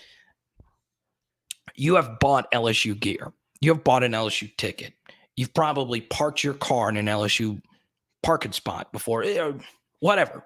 You've given money to LSU in some capacity. You give them the time. You're a fan. You probably like all their social media pages. You make LSU what it is, right? Now it's different if there was some analyst on the team who wasn't good at what had his job.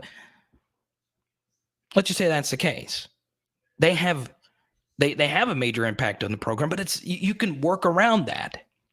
But when your head coach, who is making what, $8 million, $9 million a year to do the thing, the most important job for our happiness, as much as we love LSU football, if he is not doing well at that job, you hold them accountable, right? You hold them accountable. That's why I did the videos before the season regarding the third quarters and regarding the lack of adjustments and the game plans and the simplistic ideas that we have in our schemes right now. Yeah, I feel the same way. I would fire my dad too, and my dad is the most important person to me, period. I'd fire my son if he wasn't getting the job done. It doesn't matter. If you're not doing the job right, you don't deserve the job. And you deserve to be held accountable for that job, right? Look, a lot of you are spending time to watch me tonight, okay? And this is LSU football related, okay? We're all frustrated. We all love O. We don't have 2019 without him. We don't have 2019 without the Joe Brady decision and the Joe Burrow decision. And yes, he's a great recruiter. Yes, he's all these different things. But take Jared, for instance. Jared, with this money, flew all the way to California to watch us win, okay? I think Jared would have been a little bit better served if we would have lost on a last-second field goal. But that's not what happened.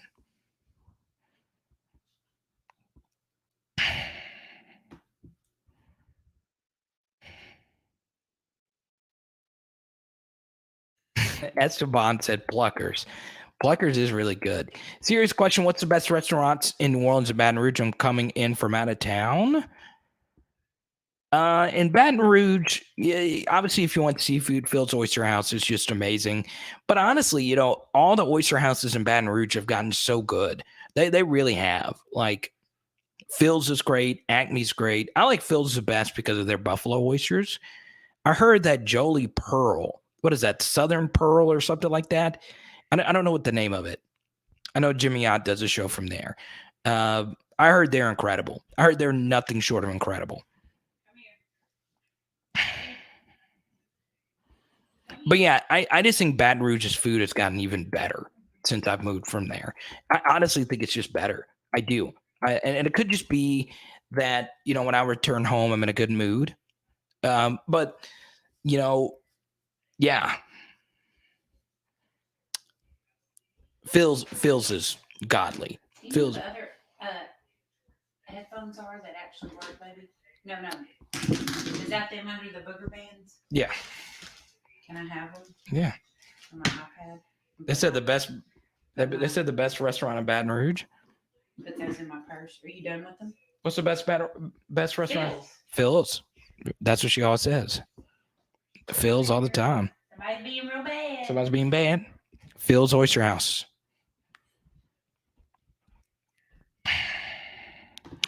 Yeah, Brennan's is all good in New Orleans. Once you get New Orleans, you're going to find even better food. Crap, what is it? It's right across from Jackson Square. Is that the name of it? I haven't been to NOLA in so long.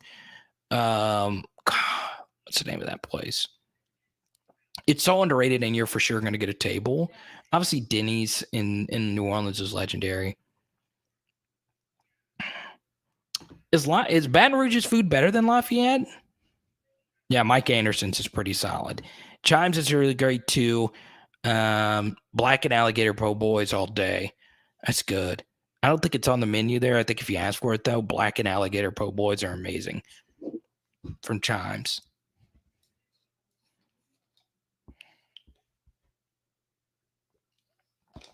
But yeah, Baton Rouge's food is just so good. I really do think that there was someone talking about, I think it was Adam of And the Valley Shook talked about a taco place I never even heard of in Baton Rouge, and they say it's amazing. Yeah, Commander's Palace. It might be hard to get into though if you're coming. But anyway, Juwan, there you go. Restaurant Rex are getting in.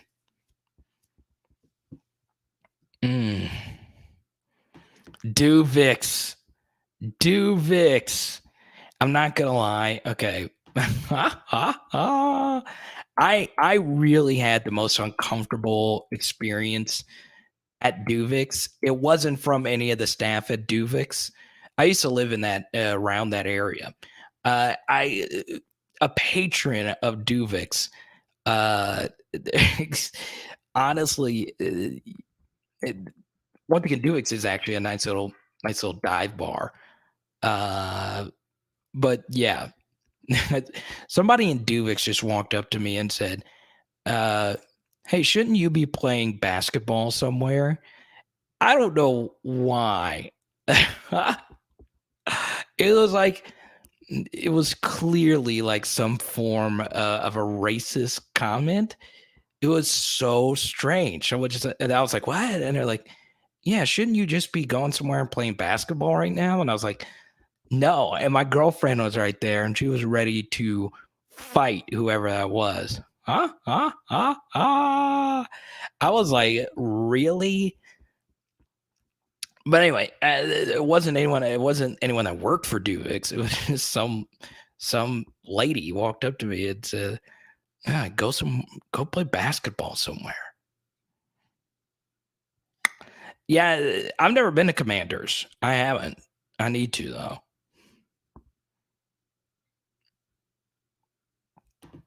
Yeah, Bruce, I don't think Miles is worried too much about his draft stock right now. I just think he's more worried about just getting on the field. It is very interesting though, Bruce. It's funny. Should have said, yeah, dude, here's my autograph. I should have told that person, why, yes, I'm Chris Jackson. Oh man, that's so great. Yes, I am Fred Van Vliet. That is who I am. Let's see. Miles Brennan is ruining his draft stock by staying injured. Here's the only thing about that is this quarterback class is very weak, right? I think Sam Howell is like dropping like crazy right now. Obviously, JT Daniels has not been anything to write home about. He's also very hurt. And it's Spencer Rattler, the Malik kid at Liberty, and I don't know who else. So yeah, that's a kind of sucky thing for Miles as far as this is concerned. So yeah, this would have been a good opportunity for him to shoot up some NFL draft boards for sure. You know what's interesting, Blessed? This is a good question. Although Blessed is up early in the morning right now. He is in Turkey watching us. The wide receiver rotation has been in the media a lot, but haven't heard much about the safety rotation. So I shared this earlier. I was talking to a safety yesterday, a guy who played Division I safety. And I asked him, I was like, okay, so is it the scheme or could LSU safeties just not be that good? Well, it's probably a little bit of both, right? So kind of like with running back, we were just spoiled with Jamal Adams to Grant Delpit, and even to a certain degree, even though he wasn't like just special, like John Battle was a good player. It was just good. And then before that, it was like the Eric Reed and Brandon Taylor years. They were both so good. So yeah, like Ricky Jefferson, Ronald Martin, they weren't special, but they made tackles when they came their way. They did their jobs. And right now, look, this would be obviously very great if Cam Lewis continues to play as well as he did against McNeese. He'll get his opportunity. I think Cam Lewis, this is his time. This is his last year. So this would be his time to shine.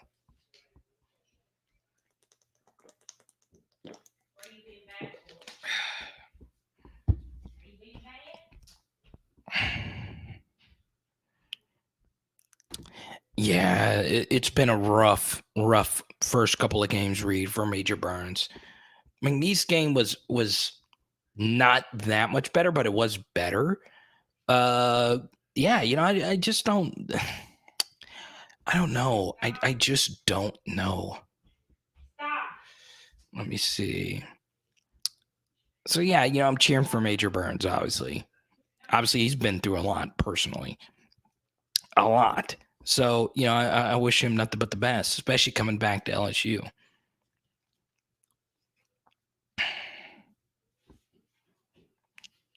Guess what, Esteban? Here's the good thing about this. He can be. You never know. The McNeese game might be the light switch for him. You never know what one excellent game can do for your confidence, right? Yeah, exactly, Esteban. It's one of those things, right? Like, I hope I'm wrong. I hope John Emery gets eligible and he's Bo freaking Jackson. I really do. Let me see. I think I'm missing a lot of comments tonight. Daniel.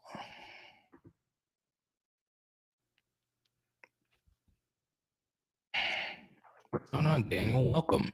Daniel not only got his, I believe Daniel is a shirt. Okay. I want everyone who is currently a member of the Booger Band and T-shirt club. If you're a member of the Booger Band and the T-shirt club, give me a comment right now. If you're a member of the Booger Band and T-shirt club, give me a comment right now. Okay?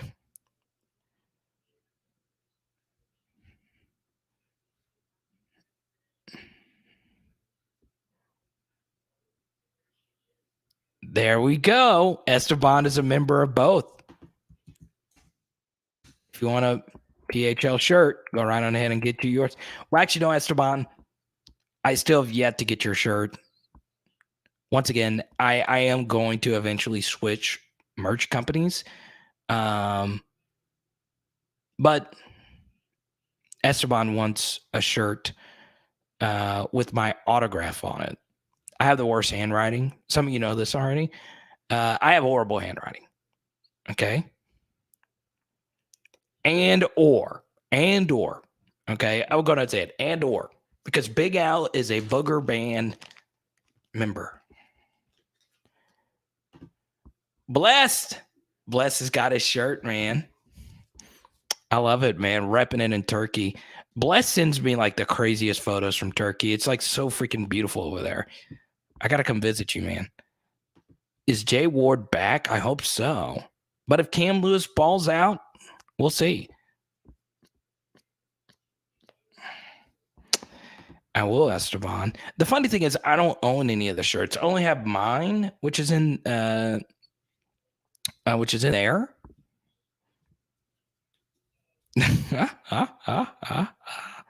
Your daughter said you write like a serial killer. Also, when you buy a Booger Band, I do put a personal note in there, and you also get a card. And the next Booger Band Club member gets this Terrace Marshall rookie card. Who doesn't want a Terrace Marshall rookie card, right? Where are my Team Marsh fans? Okay.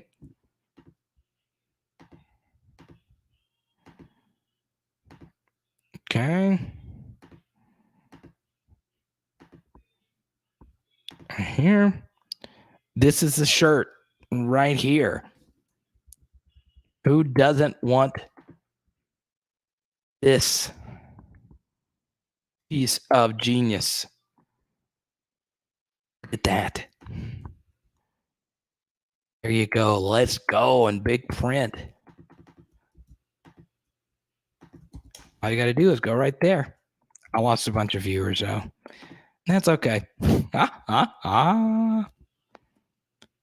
Let's see here. We're about 2 hours in. We actually didn't get, normally about an hour in, we didn't get into recruiting too much. Not a whole lot of recruiting news to get to. Obviously, LSU is no longer like a top 5 class. They're around 8. I just don't think there's going to be really a whole lot of movement.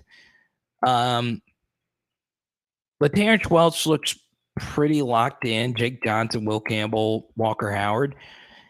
I still feel pretty good about Jake. Even if the Max Johnson situation gets a little dicey, I think he does really like LSU. And if you throw balls to Walker Howard, you can.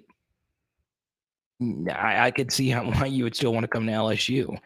Trevante Citizen. Look, I could share screen.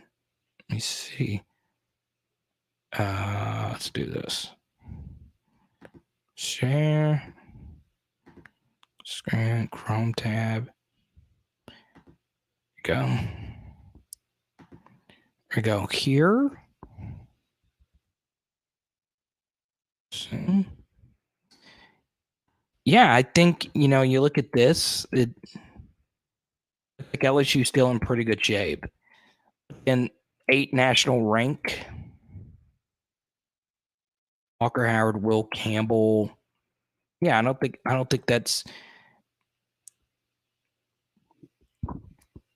I just don't think it's that big a deal. I just don't think right now it's anything really new. Obviously, the big guy they're going after right now is Julian Armella, as far as out-of-state guys are concerned.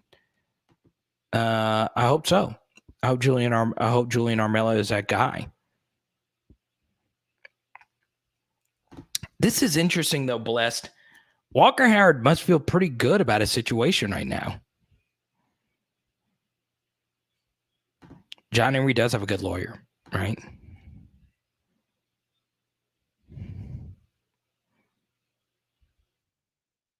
Huh? Jared, you're part of the Fat Wrist Club.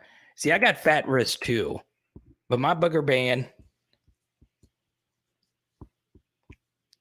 See? So these bands are fat wrist approved. And it's Christian Fulton's old lawyer. Bruce, I haven't done my preview yet where I take a look at history and all those things. My McNeese score was 42-17. Final score was 34-7. I had McNeese covering.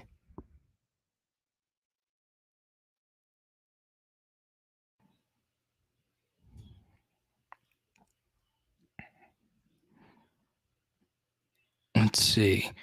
One thing, Jared, I know for sure is that I will never discuss NASCAR on this channel. Not that nothing against NASCAR, but really is that Jared says off topic, but let's talk about the sport that is the absolute worst. Jared, I would have rather you brought up Tour de France. I would have rather you brought up cornhole. I would have rather you brought up darts. I would have rather you brought up cricket. I would have rather you brought up just any other sport other than NASCAR. Really? 51-17. I like it.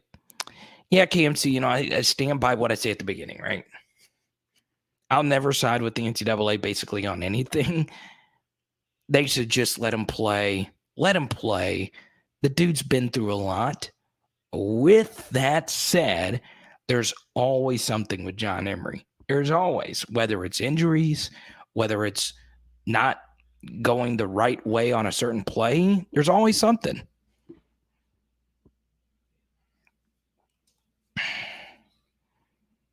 Wait, is it in the Rome Coliseum? Wait, which Coliseum?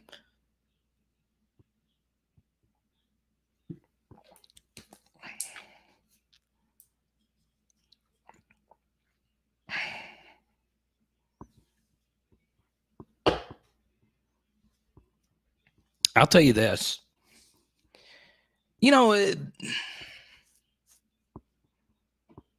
One guy that we don't talk enough about, right?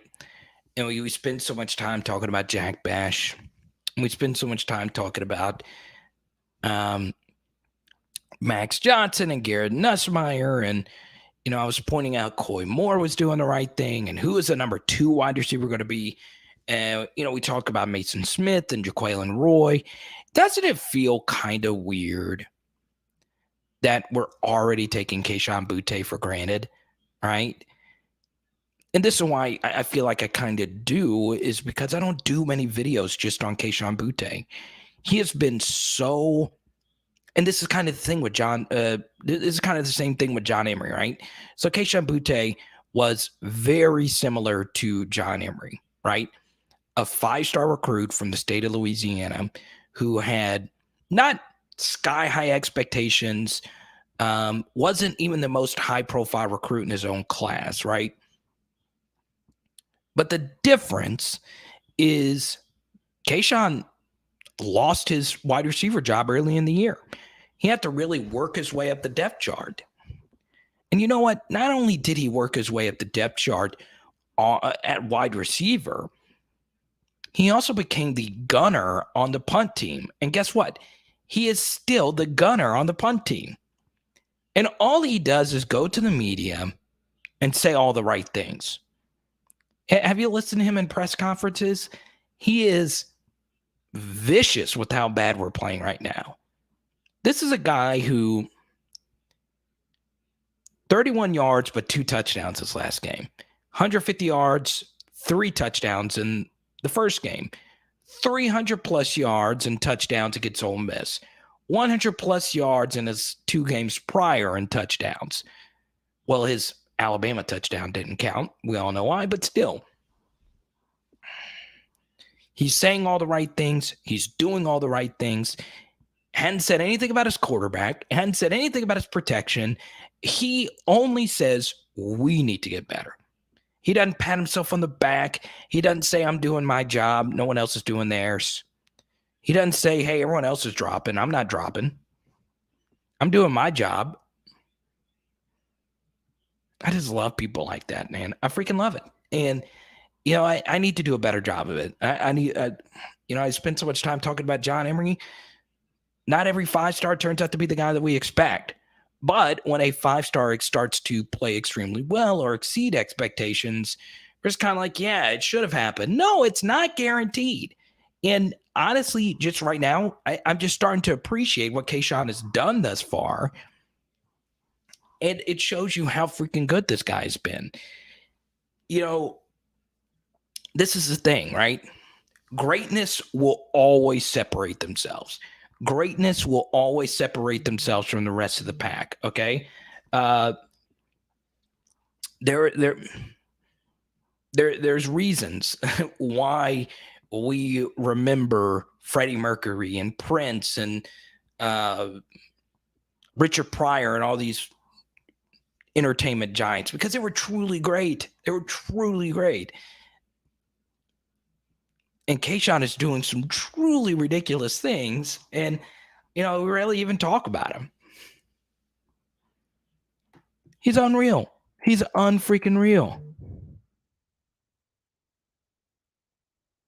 So freaking good, man. Good weather, fella. What's good? Got the sharp suits. What's good?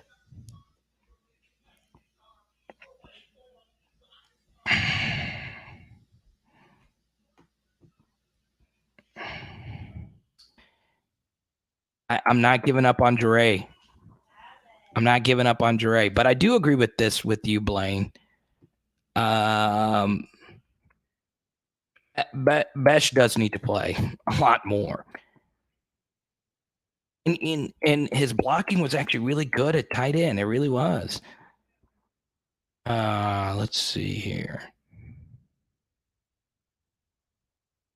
Daniel's a part of the T-shirt crew. What's good, Daniel? Didi, let's go. Let's go, baby. Let's go. Dude, I don't know. Blessed. Coy Moore looked good. He looked good at running back in the 2-minute offense. I'd like to see it. Sometimes that running back position comes down to how quickly can you process information out of the backfield. Coy Moore has really good football IQ, and he does the little things right. I like him a lot. I really do.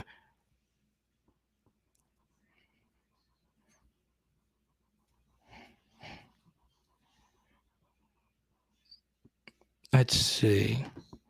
LSU should go and get Ray Lewis. Why not at this point? Delusion. I would love to invite you to sunny South Florida so you can see what big time football looks like. Home of the first round pick, Broward County. Man, I would freaking love to come to South Florida, man. Fly me out there, baby, where the good weather is. But yeah, I went to high school in Arkansas. Nothing wrong with it. I enjoyed it. Broward County. You know what? I actually have heard good things about Broward County. I think I had a dorm mate at LSU. But yeah, South Florida, right? What would you say? South Florida. Obviously, St. Thomas Aquinas High School. The Bosa brothers. It's crazy, right? And who else? Bosa brothers. Just off the top of my head. Well, once again, good weather. I don't know if this is your first live stream. My brain gets fried around here. Who's some other Aquinas High School? What is it? Not Reggie Wayne. Come on. Anyway, St. Thomas Aquinas puts a lot of guys into the NFL. And hopefully, a few of those come from LSU, including Julian Armella in this next class. Marcus Dumerville, Marlon Martinez. Let's go. Kobe was good. Got the Pee Wee team. I love it. But yeah, I'd like to see Coy Moore get some reps there, man. Especially if you're trying to get the pass catching aspect of it. Now, once again, running between the tackles would be an issue there. But, you know, I don't know. I'd like to see it, especially if Coy practiced some there during the spring. It's not far-fetched. And Carvis, you're an outside-the-box thinker like me, man. You know,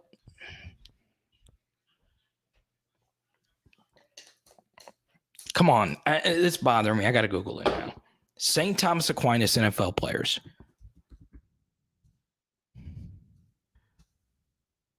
All right, I got a Damon Arnett, Geno Atkins, Giovanni Bernard, Joey Bosa, Nick Bosa, Philip Dorsett. Okay, I was getting my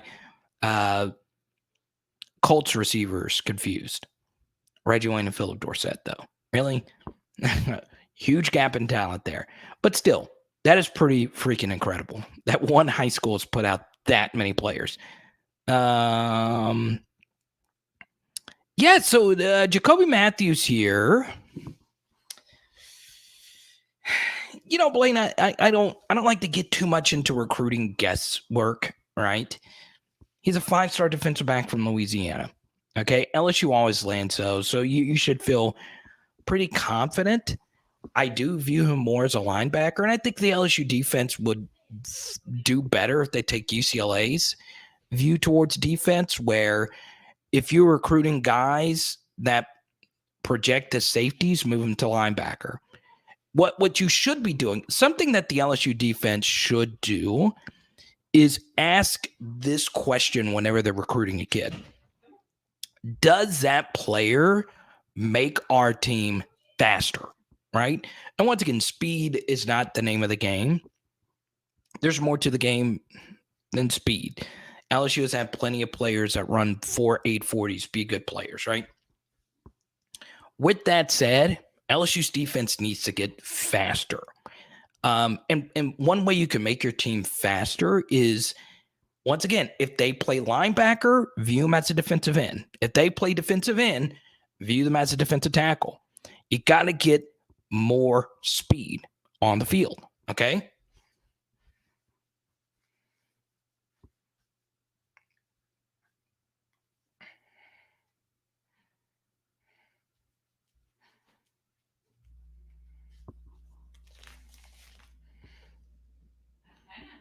There you go. Michael Pilardi, Brian Cox Jr., and Jordan Scarlett. That is ridiculous, man. That is so ridiculous. They got all these players. Yeah, it was interesting. There was a meltdown. I had a lot of thoughts on this tweet, but the tweet was from Quincy Wiggins, and Quincy Wiggins said 4 schools sound good right now, and one of the schools was in LSU.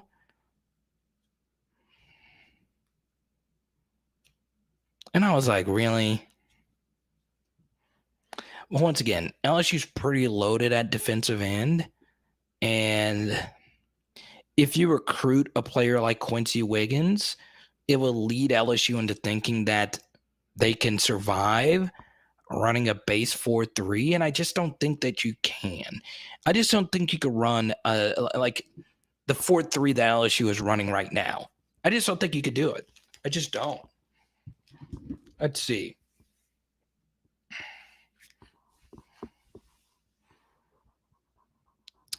Blaine, here's my thing, right? 2020 season's going to kill our recruiting big time. I just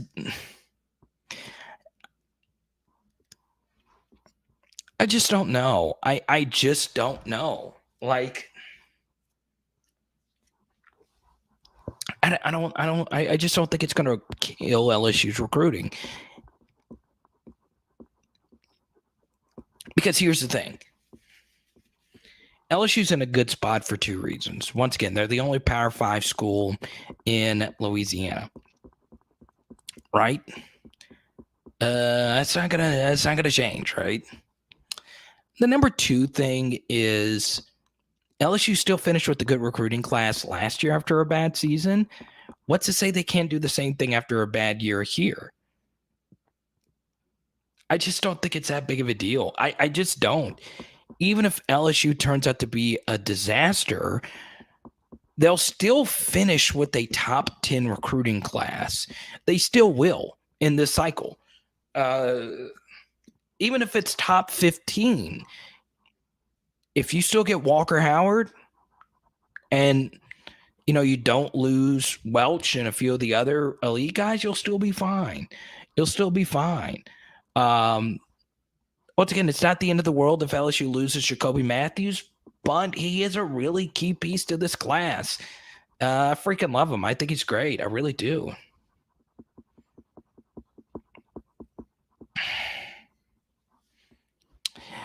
Pegasus, it kind of does, but it kind of doesn't.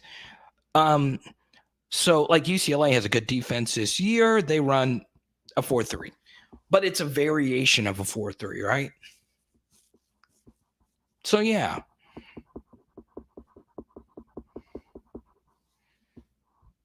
Marcellus, good to have you. Yeah, Joey B will get you. Anytime Joe Burrow's on your team, you can feel spoiled, right? I bet Ohio State felt spoiled knowing, everyone at Ohio State knew Joe Burrow was great. It's just Haskins was a better player at the time. Worked out well for all parties involved. Yeah, Reed, that is a little shocking, right?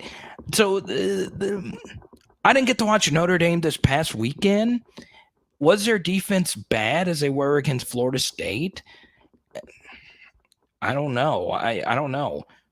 So, yeah, it hasn't been good. It hasn't been good. But yeah, I know Notre Dame was in some trouble this past weekend. Let me see. How did that game actually work out? Let me see.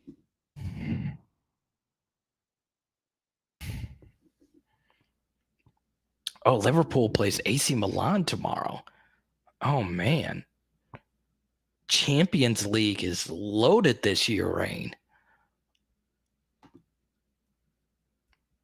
And they have to play let's see. I'm gonna week 2 here.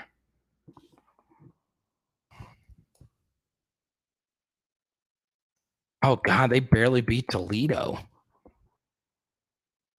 see what the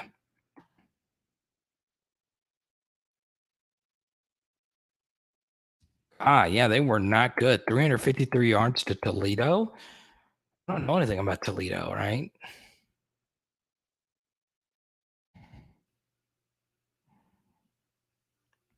Neymar's first game tomorrow with Mbappe.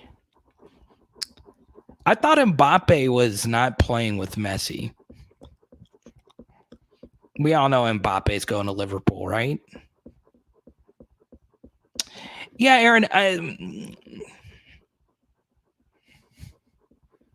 Obviously, Joe Burrow was the better quarterback in the long term. Haskins was really good at Ohio State, though. I think Joe would tell you that as well. Now, would Burrow have been better for Ohio State that year? I don't know. He obviously, I think he would have put up similar numbers to Haskins, if not better.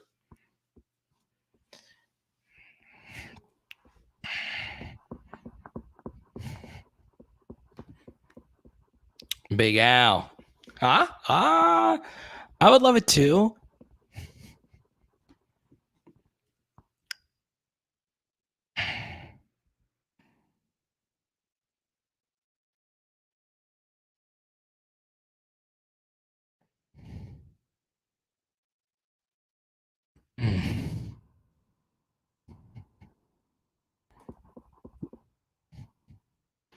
I like Durante Jones. I'll give Marcus Freeman a little more time.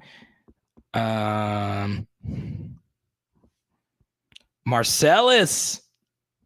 I love it, man. Who believes LSU is a 9-3 team? Black Mamba, this is a good question. All right. When do you think Coach O will get fired? As critical as I've been of him tonight, and as much as tonight has been about who could potentially replace Orgeron, let's be honest, okay? Let's be really, really honest. He still has time to turn it around. When you have a $20 million buyout, you're going to have a long leash, okay? When you won a national championship, when you've recruited at an extremely high level, you're going to have a longer leash than most, especially with the way things are going. So he's going to have time to turn this thing around, and we'll see what happens.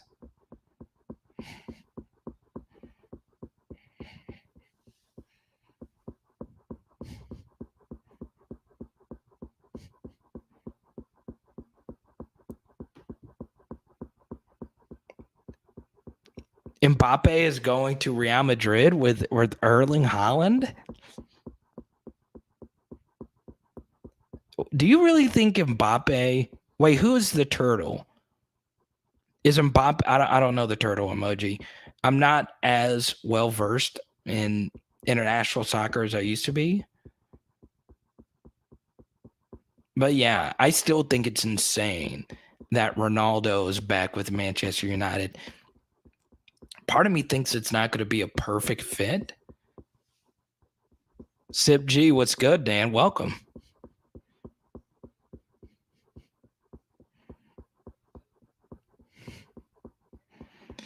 Tell me this, Billy.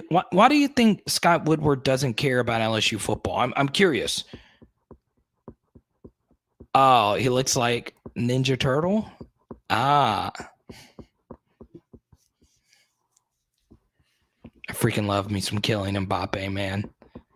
I freaking love me some Kylian Mbappe. Look, Here's my favorite thing about Mbappe, man.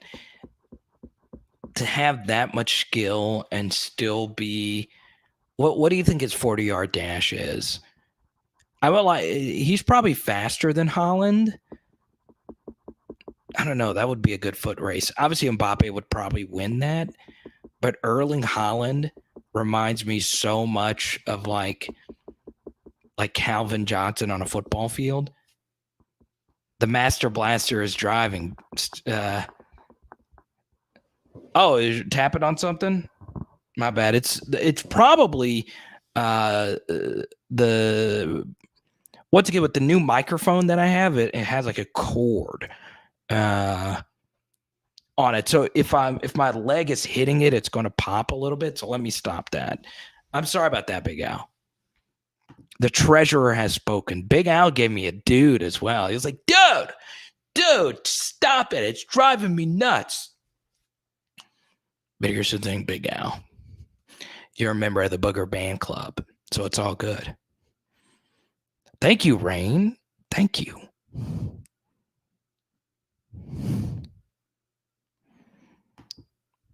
Erling Haaland, though, for those that aren't soccer fans, go watch Erling Haaland play soccer. It's ridiculous.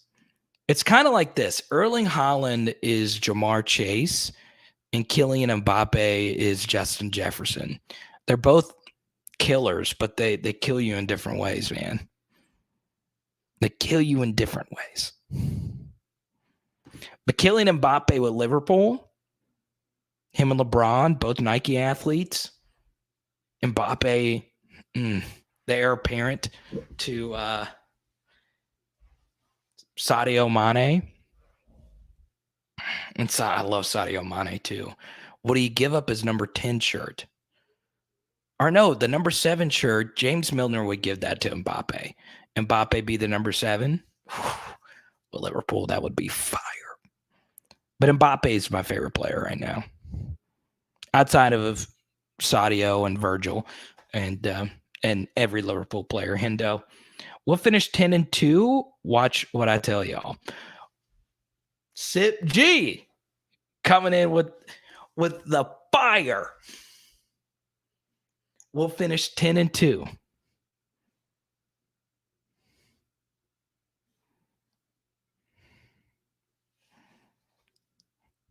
So here's the problem. I feel like Scott doesn't really care about the program. When Les was fired, he could have gotten the coach that he believes that would have been the best choice for LSU. So here's the problem with that, Billy, was Scott Woodward was not at LSU when Les was fired. It was Joe Oliva. So that's the thing. This was not Scott Woodward's hire, right? And Billy, I know a lot of people are going to rag you for not getting your timeline right. And here are the comments coming in. It was Joe Oliva. But you do make a good point, Billy, and I do want to touch on this, right? As far as Scott Woodward is concerned, right? I don't like to talk much about athletic directors because that's not why we become fans of football. We become fans of football for the sport of football. And Scott Woodward, of course, has to cover all his grounds on all these different sports, okay? So, Scott Woodward was not Ed Orgeron's hire, okay? So, this is why I want to bring it up. So, Arkansas is a football program that I've covered, all right, for a long time. I went to high school in Arkansas. My best friends went to Fayetteville. But my whole family's from Baton Rouge. I grew up in an LSU family. So, I follow Arkansas sports very closely. And they fired Brett Bielema and Jeff Long at the same time. So when they hired a new athletic director, they hired the athletic director from Houston, and he immediately hired Chad Morris. But Chad Morris wasn't his hire. Chad Morris was someone that they picked out for him to hire. So when Chad Morris sucked, he had no problem firing him, right? Because number one, Chad Morris is really bad. But here's the key thing. every coach wants to make every athletic director wants to make their own hires, right? Because most people become athletic directors to do this. This is why they get into the field, okay?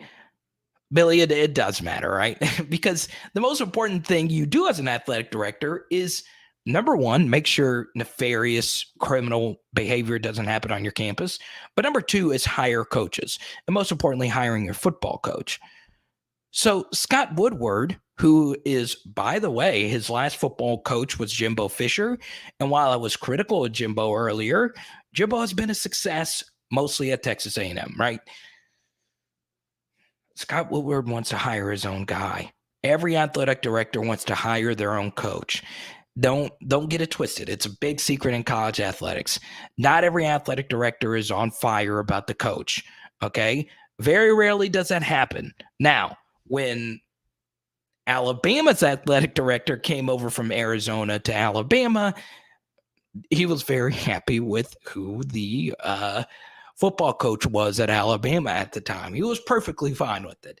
But 99% of the time, that is not the case.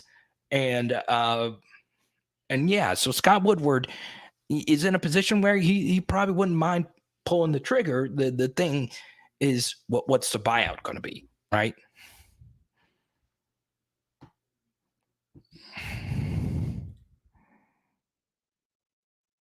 But let's be honest, Woodward hired top 10 women's basketball coach of all time.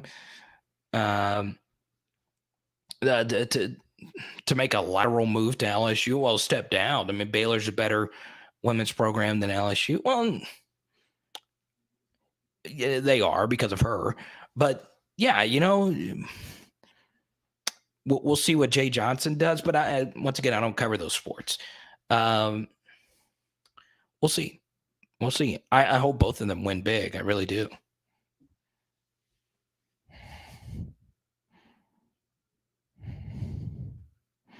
This was a fun game. I actually did watch the end of it. Jamar did look good.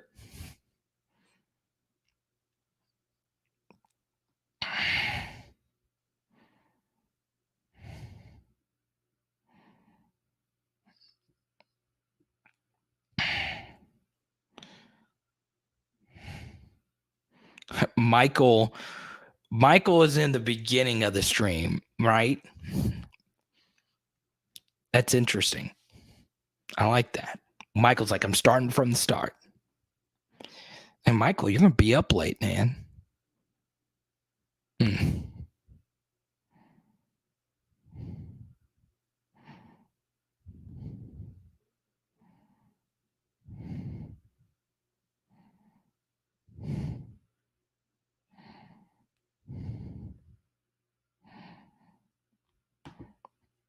Yes. I haven't really gotten to sit down and watch much of Bryce Young. I saw his passing chart versus Mercer. We'll see what happens with Bryce moving forward. Obviously, they're still going to beat us this year, but we'll see. That's the thing. You never know. You would have never told me that we would have beat Florida last year either, especially with our 3 of our 4 5-star recruits not playing that game. It's kind of wild, huh?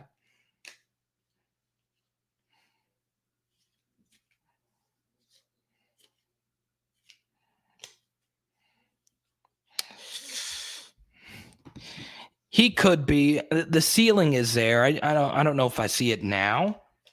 God, Mac Jones was so freaking good. And I'm not just saying that because of the Patriots thing, right? Because Mac has looked good so far for New England. I think part of it, I'm not going to lie, with my Mac Jones evaluation was I was just kind of salty that they kept comparing him to Joe Burrow, and I hated that. Joe was so much better than Mac. But what I was doing at the same time was I was putting down Mac when he was really freaking good at Alabama. And look, once again, I just didn't like that he was being compared to Joe Burrow when they are not similar quarterbacks really at all. They dominated in two completely different ways. But you know, just because Mac couldn't run, he's been Saban's best quarterback. I'll say it. He's been Saban's best quarterback.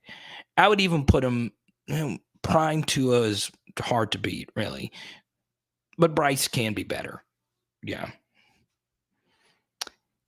Yeah, and I should like Mac because he's a dad bod, right?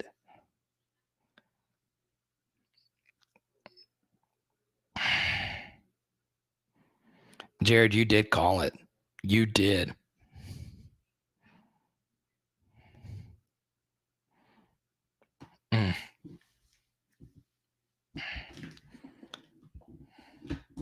Sometimes, though, look, LSU's been to 4 national championship games and they've won 3 of them. You know what's interesting? Sometimes it just comes down to winning it when you actually get there, right? It's interesting. Okay, let me ask you a trivia question. We're 2.5 hours into it. So for those that are in here, you guys know we can always drift off into different topics. I talked about Norm Macdonald a little bit earlier. So RIP to a great. I'm going to ask you this trivia question, though. All right. So Coach K, okay? Coach K is what? The Nick Saban of basketball, right? He's really good. Okay. This is his last year. All right. So in the past 17 seasons, okay, I want you to just guess off the top of your head, in the past 17 years, how many times has Duke basketball been to the Final Four? Okay. In the past 17 years, okay, and I'm going to tie this in with college football. How many times has Duke basketball been to the Final Four? Past 17 years. Just give it a guess. And once again, I'm going to tie this in with LSU. How many times? Okay, the past 17 years. Okay. Jared says 4. Paul says 7. Welcome, Paul, to the chat. Yeah, I remember Paul with the Falcons hat. I'm sorry, Paul. You're rocking the Falcons hat after what Jalen Hurts did to you this weekend. Ugh. Black Mama says 5. Trenton says 6. Okay. Billy says 9. Okay. I'm going to tie this in with LSU football. Don't Google it. Don't Google it. Just give it your best guess. I'm going to get a few more guesses in. I'll take a quick little sip of water. Black Mamba says 12 Final Fours for Coach K.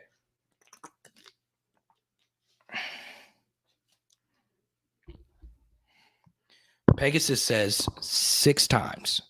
Okay. All right. Let me get the final little sip here, the 5 hour. I feel like we're going to get a few more super chats here in a second. We're going to go all night.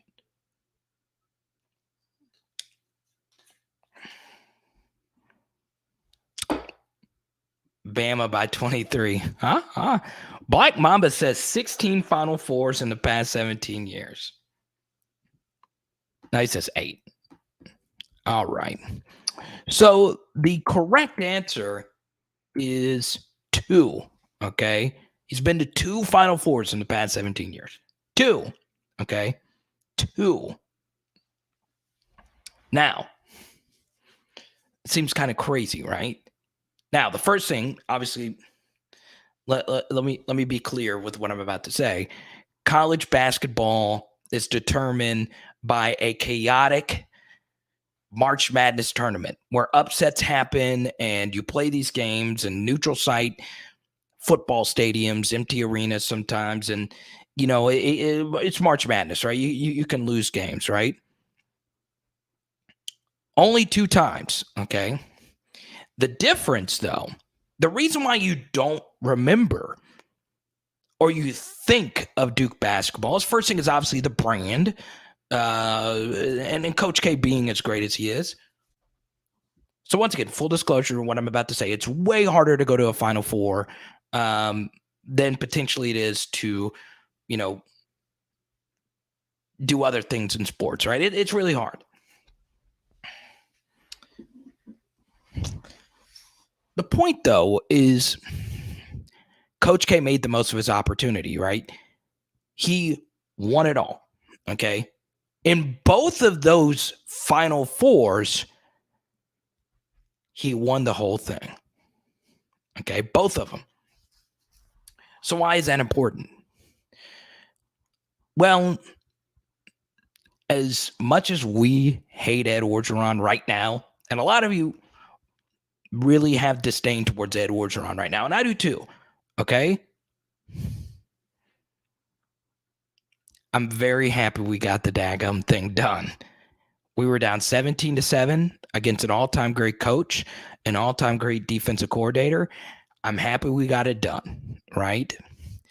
I'm happy in the 4 times we've gotten to go to the final game, we've gotten it done 3 times, right? The only time we lost was to the greatest coach of all time in an unfair rematch. If we would have played Oklahoma State, we would have been 4 for 4. Well, actually, history would have been different after that, but still, theoretically, we would have been 4 for 4, right? So the point is, as bad as things are right now, you can always be a Georgia fan. Heck, you could be an Arkansas fan, wherever you are. The reason why we don't think of Duke basketball as a program that is actually a failure, that is crazy to think about, that Duke basketball, only 2 Final Fours in the last 17 years. They didn't get to a Final Four with Zion freaking Williamson, right? They didn't make it with Zion. They ran into Tom Izzo and the Michigan State team, right? The difference is Tom Izzo in that same period has been to, I think, 5 Final Fours. But I think he's only won 1 of them during that 17-year period. Well, actually, he hadn't won any during that period, but still, sometimes it just matters if you get that one, right? And that's the thing. We reference 2019 all the time, and I know other fan bases get tired of hearing 2019. Michael, thank you for the super chat. Okay, I know we get tired of referencing 2019, and we get tired of people. You get tired of Ed Orgeron referencing it. And yes, it sucks right now, but be glad you actually got the daggum deal done, right? And here's the funny thing. Duke could have easily lost to Butler. And I don't share this that often, but I was working with Coach K at the time. I was the producer of Basketball and Beyond with Coach K, and I remember producing the show after Gordon Hayward almost hit that 50-footer, and it would have won the championship. It's wild how lucky you have to be just to win one. How lucky you have to get to even go to a college football playoff and to have all those things go your way. It's really hard. Yeah, and you see, I'm tired of hearing it as well. It's just really freaking hard, okay? You got to get lucky. And as much as we talk about Ed Orgeron and luck and all those things, this is one thing you would say about the 2019 team. Yes, Ed Orgeron made a really good hire in Joe Brady. And you give Joe Brady a lot of credit. He's done pretty decent at Carolina with, Sam Darnold as his quarterback. It's only been 1 week, but we'll see. It is very interesting when you actually look at that 2019 team. Really, only one recruit really should have been there. And that's this guy right here. only Terrace Marshall. And by the way, before I share with you what I'm about to say, if you get 3 booger bands for $20 tonight, boom, you get this Terrace Marshall rookie card. And it is official rookie card, the rookie card logo right there, that RC. It is kind of crazy. We don't talk about it a lot. We hear about the miracle. Yeah, that's true, Jared.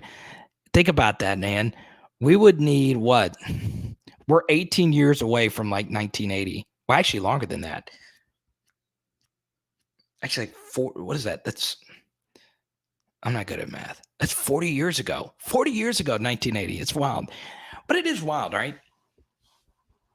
Like the fact that Jamar Chase even ended up at LSU is a miracle, because he was supposed to commit to TCU on the NFL Network. They canceled. I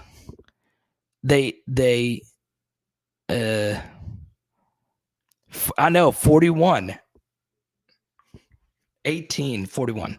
It's 41. Once again, you wonder why I had academic issues. I think I'm the only Manship School graduate at LSU with a 2.7 GPA. All right. You'll never see me on a Manship School.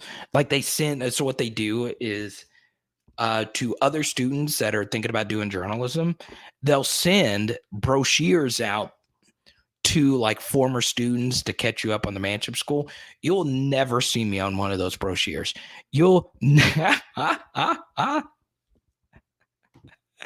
Yeah. Are you Emery's too? Yeah. But I'll tell you this, Ann. Let's go. The history of college football. It's true. It's the best. So yeah. So John Emery. So he was. So the story goes that Jamar Chase on the NFL Network was going to commit to TCU, but something happened that they canceled it. Then he ended up committing to Florida, and ironically, Jim McElwain got fired, right? So Jamar Chase, I hope someone asked Jim McElwain about this week, that Jamar Chase was committed to Jim McElwain, and he could have easily still flipped. But I asked a recruiting writer at the time, I believe it was Sam Spiegelman. He said that he doesn't believe Jamar Chase would have flipped if McElwain remained the coach. We probably don't beat Clemson or win the national championship without Jamar Chase. We definitely don't beat Clemson without Jamar Chase. And I don't think we beat Auburn without Jamar Chase. I don't know if we beat Alabama without Jamar Chase. He was that special.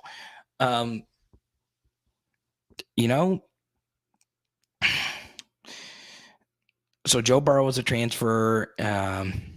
Clyde and Justin far exceeded expectations. The only player that was recruited that we all thought was going to be like transcendent when he was coming here was Terrace Marshall, right? Because he was a 5-star.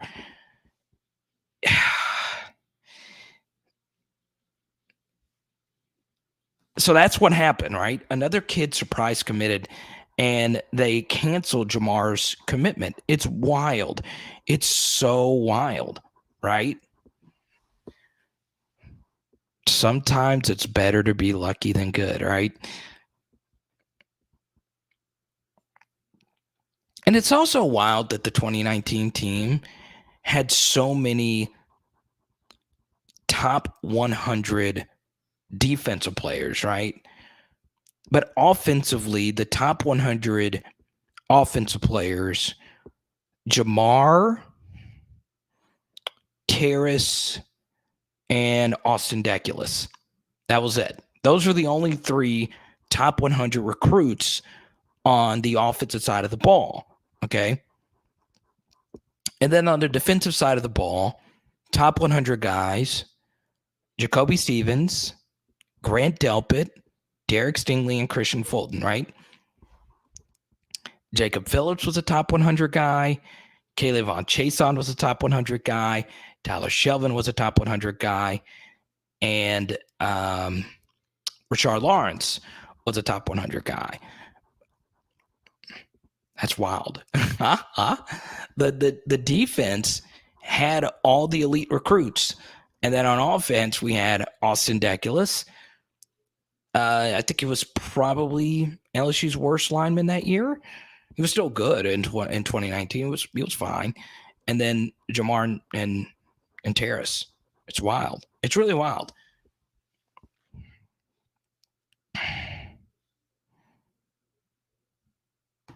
Exactly, Sip. I also think, to do what LSU did in 2019 offensively,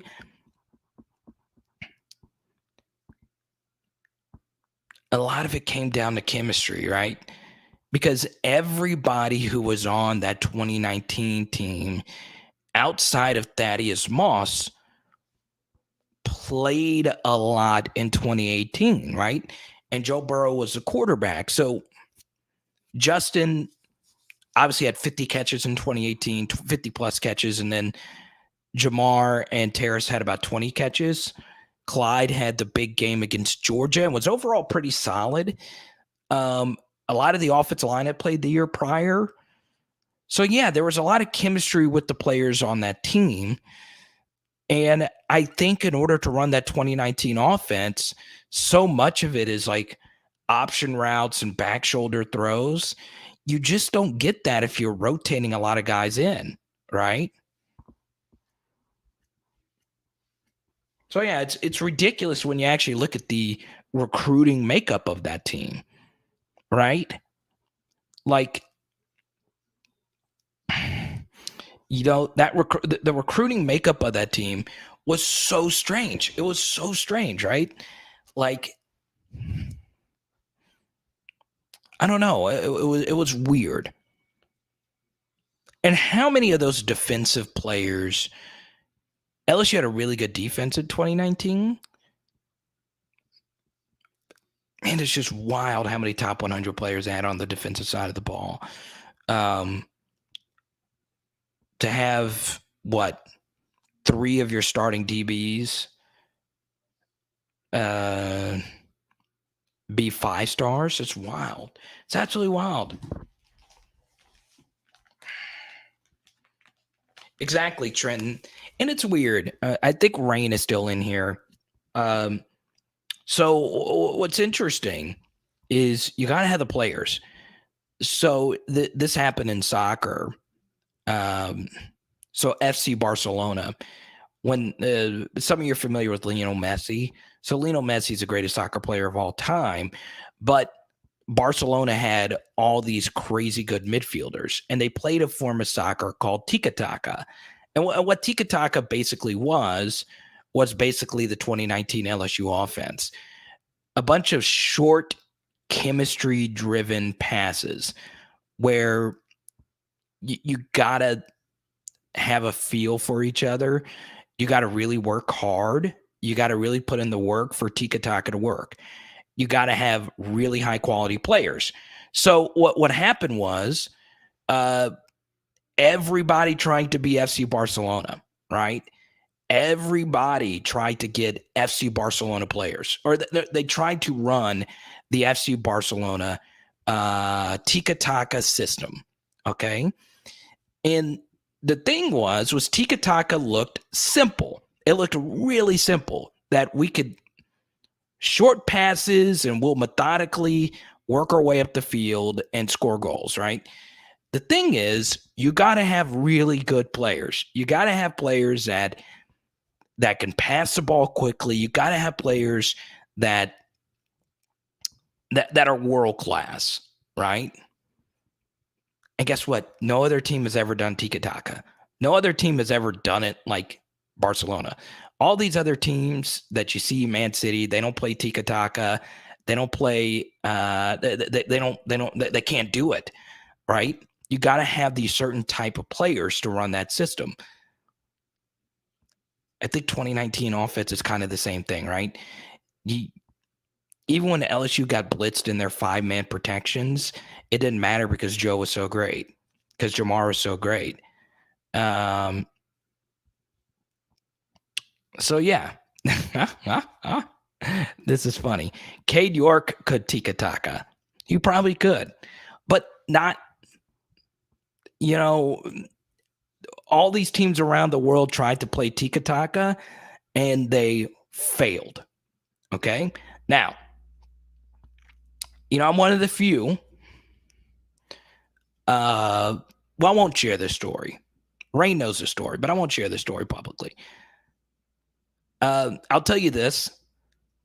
Barcelona is the most impressive thing I've ever gotten to witness, right? It's the most impressive sporting thing I've ever gotten to see. But look,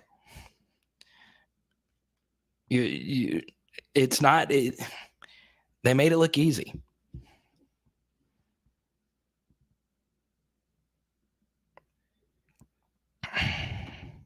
Exactly. You can't do tiki taka unless you have the guys. Gotta have the dudes. Everyone welcome Ben. Ben's one of our many truck drivers on Watch PHL. Let's go. Heck, tiki taka, baby. You know what's interesting? That was the only way I could play soccer, is being a good passer. I was so dang slow. My soccer coach made a joke about me today, too, about how slow I was. It's ironic. I want to talk about Ness. Come on, bring on the Ness questions. Brad Davis? No, I'm talking about Brad Davis.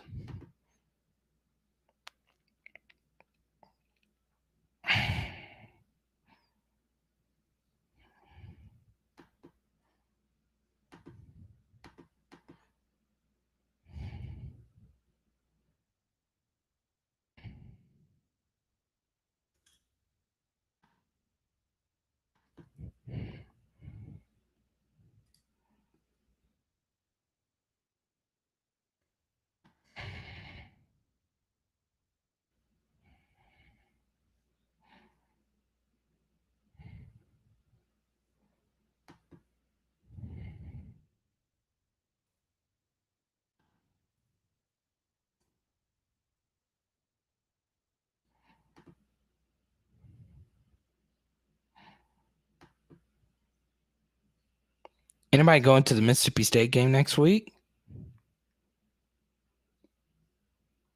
Oh, Jared, it's an 11 a.m. kickoff.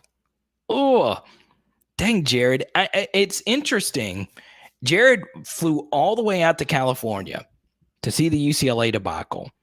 And then Jared said, I want some more of that, and is going to Starkville. Yeah, we talked about Norm earlier. It sucks, and Norm's great. And I even shared this on a live stream. I wasn't like the hugest Norm Macdonald fan, but you can go watch his SB's stuff. Man, it was so great. Fearless comedian. It was just good. It wasn't just good. He was transcendent.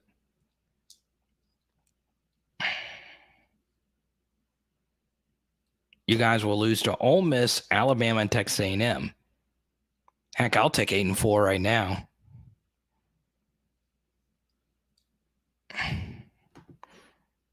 And Ness has got a cannon. Ain't no problem, Ben. You know I got you. I'll talk Norm Macdonald.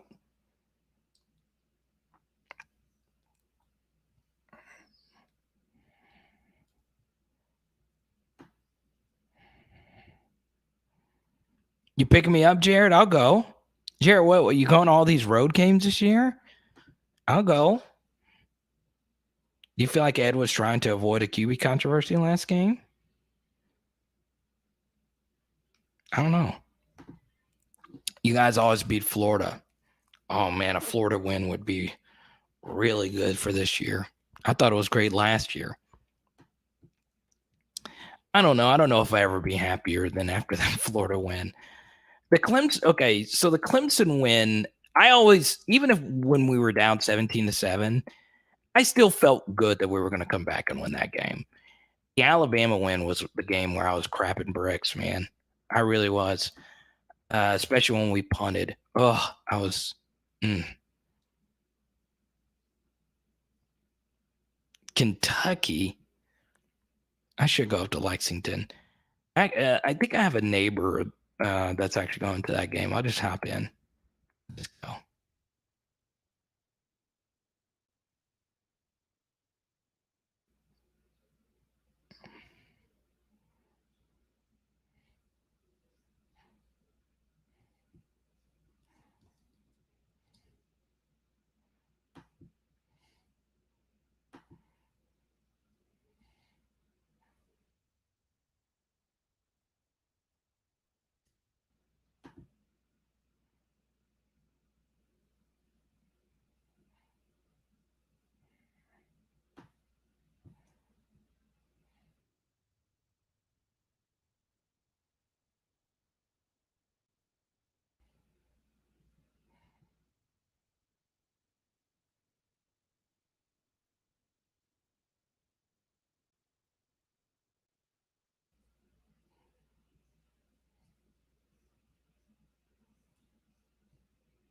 Oh, LSU women's soccer up to number 6. I need to check them out. Do they play tiki taka?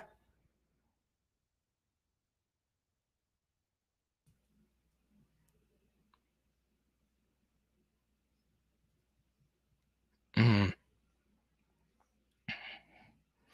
People slept on the Saints and people slept on the Cardinals this year too. I mean, I'm watching Kyler Murray throw some dimes right now.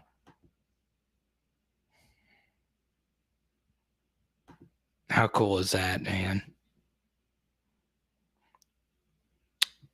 Oh man. Okay, I'm not gonna lie. For you to go to all the road games decked out in your LSU gear, there has to be I will say this. There is something fun. I think everybody should go to a road SEC game. There is something very rogue about going into a visiting stadium wearing visiting gear. I think there's something very rogue about that.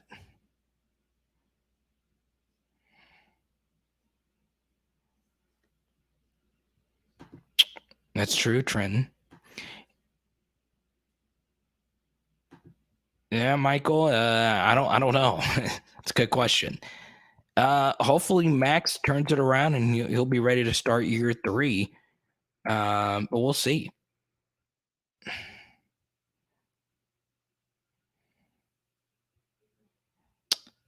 It's a good question, Jeff. I don't know if TDP is an effective short yardage back either. It's been a little bit of a mixed bag as far as him being a good short yardage back. I would venture off to say more often than not, when he gets a short yardage carry, he doesn't convert it. But I think LSU's a little archaic with their and short positions so you can't totally fault TDP of that. But yeah.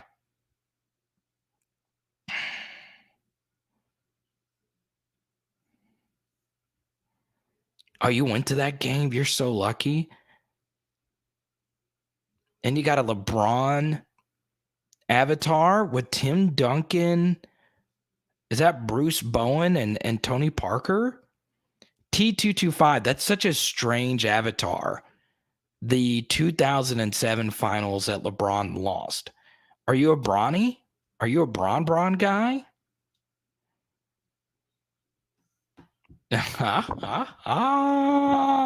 Eat a W. Jameis Winston. KMC 50, I don't think you should panic too much about the offensive line next year. And this is why. Okay, yes, the depth is going to be an issue, but I have seen some good things from Brad, including blitz pickup. I thought McNeese's defensive scheme was really basic. So that is a little concerning. I thought their defensive scheme was, even though LSU's offense wasn't great, I thought McNeese's scheme was just very bland, which is part of the reason why it kind of concerns me that we only got 306 yards of total offense, because their defense is pretty much the exact same defense that we run. So that's the defense you faced a lot in practice with lesser athletes who didn't know what you were doing, and we still struggled. So, mm,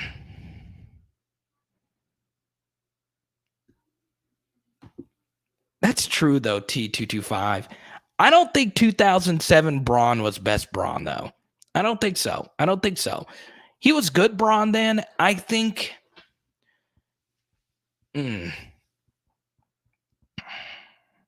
I think peak LeBron was year 2 with the Miami Heat Braun. I think that was best Braun. And once again, Braun versus Detroit is like probably peak Braun. Then I would venture off to say, actually, no, I take that back.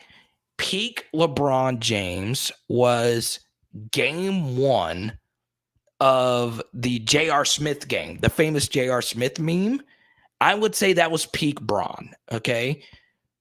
Second year Miami Heat was probably next highest peak Braun. Then Bubble Lakers was probably third peak Braun. And then 07 Braun versus Pistons is probably fourth Braun, right? 2016, when they actually won the finals, was actually really good too. Okay. Chase down block Braun. But I would say that game 1 against where J.R. Smith blew it, I would say that was probably the best game of basketball I've ever seen a human being play. That was ridiculous. All right. What was his line? It was like 50 and whatever. I would say that. Once again, this isn't an NBA channel, even though I love the NBA. God, 2007 Braun. Was that, once again, I would have to ask Mark Spears or like an NBA historian. And I'm not really a Bronny stan, even though he's, Liverpool.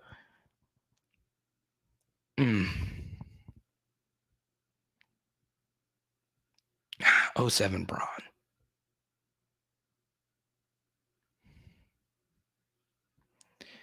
God, I'm just going off the top of my head.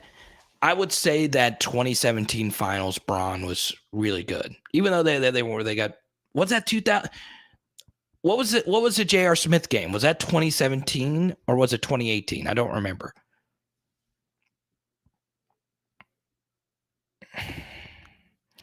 Lawrence says, Carter, what you think of Trevor Lawrence's first game?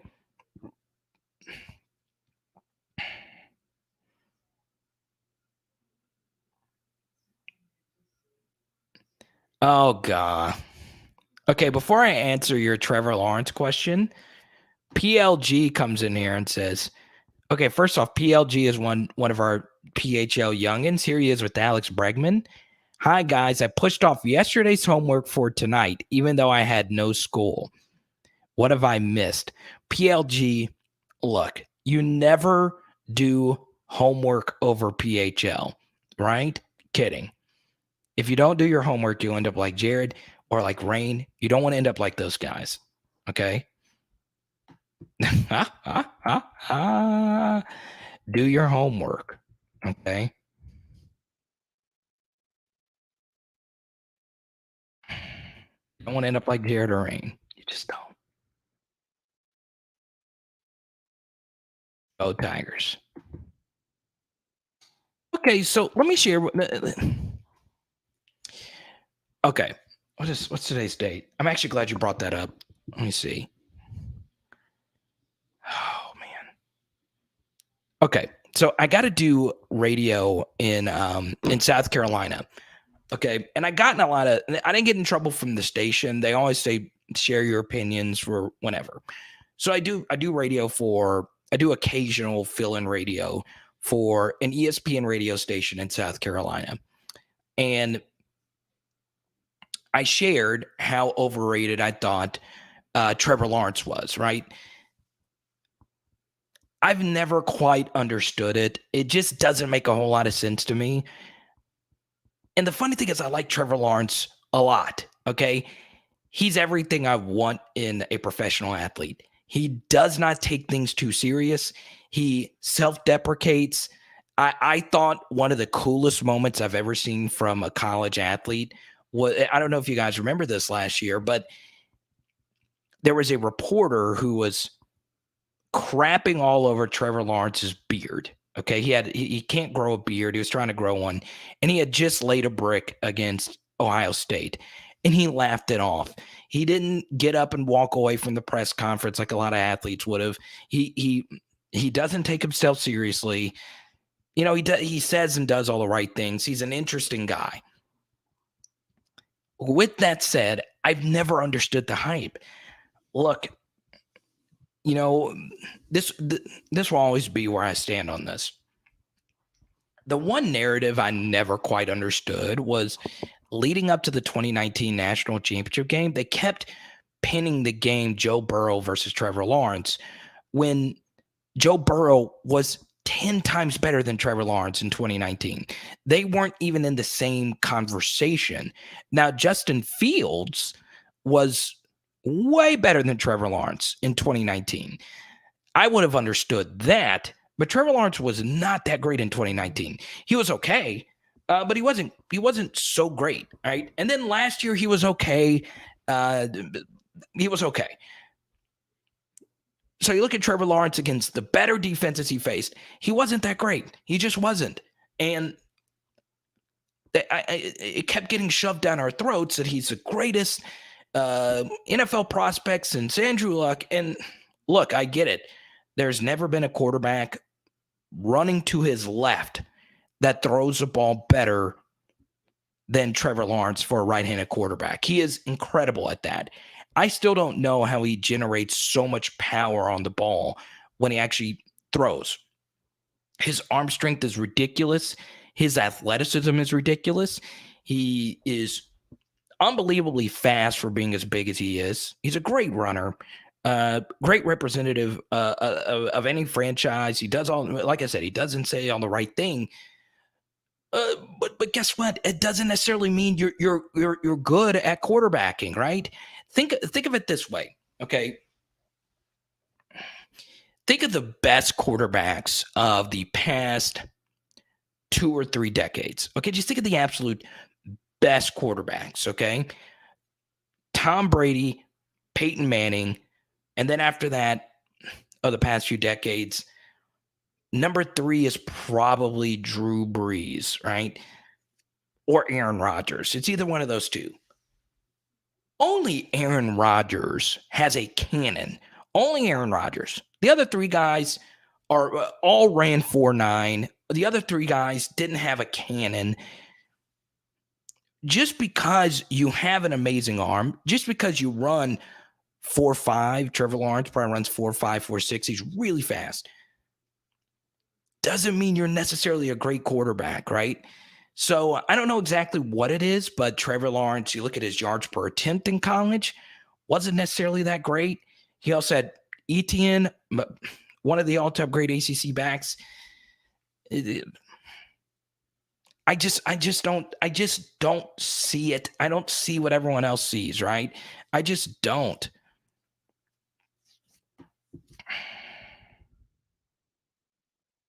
I just don't. I'm sorry. And I don't know if Urban Meyer is the best thing for him right now. Once again, we're only 1 game in.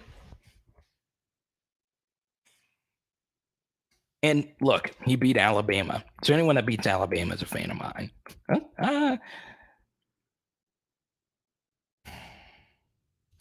And let's be honest, Trevor Lawrence looks like every Disney prince, right? Square jawed. Going to sell you a lot of tickets, right?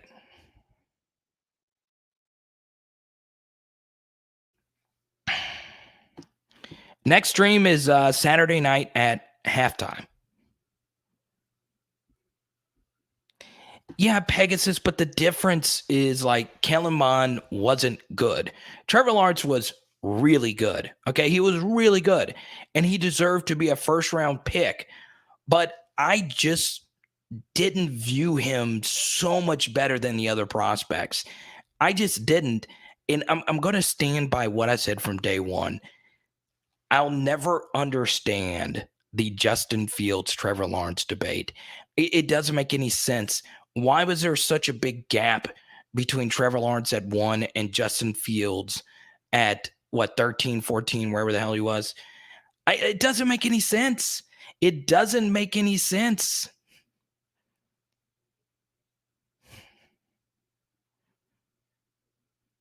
Yeah, Billy. So Saturday night at halftime and Saturday night after the game, it just doesn't make any sense to me.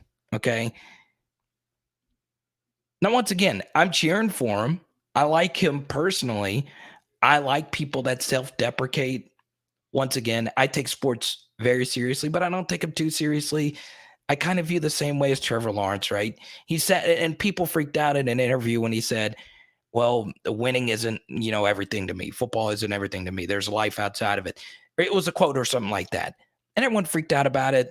No, that's how you should feel, right? Not everybody can be Michael Jordan. Not everyone could be freaking Kobe Bryant. Not everyone could be maniacal and just fully obsessed. If you're not like that, then don't say you're like that, right? That doesn't mean you don't work hard. That doesn't mean you don't do whatever it takes for your team to win. And I also got to say this, one thing I'll say about Trevor Lawrence is in the post-game press conference, he did say that the loss was his fault. He took 110% of the blame. I like him. I hope it works out. I hope he's an all-time great. But that doesn't change the fact that I just never saw it. It just didn't really, it never really moved a needle for me. Yeah, Lawrence, but once again, it's the same thing with Arkansas, and they play each other in 2 weeks. If you're good on the offensive line and the defensive line, here's the thing about college football. There's not many great quarterbacks, okay? Even with the offensive systems being the way that it is now, especially this year, now that Zach Wilson and all these guys are gone, and there's just not many great quarterbacks. And look, every SEC team right now has some form of a quarterback issue outside of Ole Miss, right? KJ Jefferson for Arkansas didn't throw for 150 yards. A&M has quarterback issues. LSU's got quarterback issues. I'm not fully up to date with Florida, but it looks like Richardson's their guy now. Bryce Young wasn't good on his deep passes apparently this weekend against Mercer. Alabama's still going to steamroll basically everyone on their schedule, but still, it's really up in the air. It's really up in the air.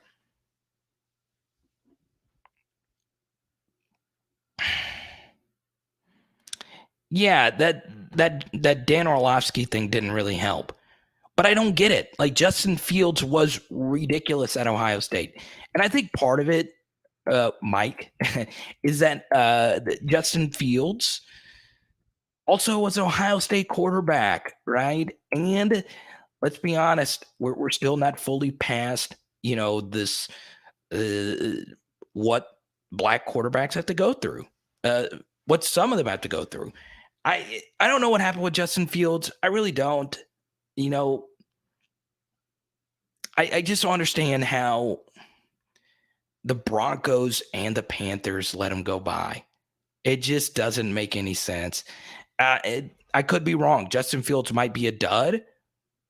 I think it's more this, if anything, the Ohio State system, because Ohio State hasn't produced many elite quarterbacks. Hell, Bama hasn't. So, yeah, it's wild. The best quarterbacks in the NFL have been a Michigan guy who splits snaps, Purdue, Cal Berkeley, Boston College, Mississippi State, Baylor, Stanford, Louisville, Wyoming, all have had Pro Bowl quarterbacks, right?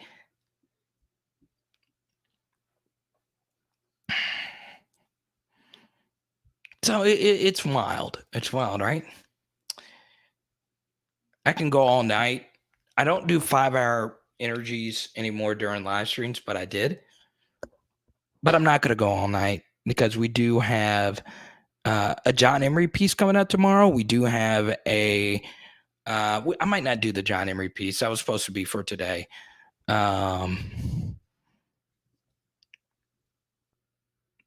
There's a Super Bowl quarterback who is a Delaware Blue Hen. Do you know the Super Bowl quarterback that was a Delaware Blue Hen? Who here knows the Super Bowl quarterback that was a Delaware Blue Hen? Yeah, Trenton and Arkansas has got the best safety in America right now. They do. They do. That Jalen Catalon kid is as good as Jamal Adams. He's really good. And John Chavis didn't play him as a freshman. There you go, Roby. Thank you for a super chat as well. Joe Flacco.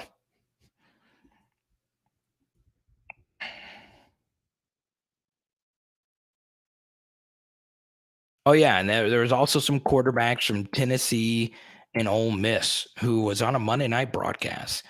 Then you have Russell Wilson, who was NC State and Wisconsin. Wisconsin's a pretty elite program, but still, right?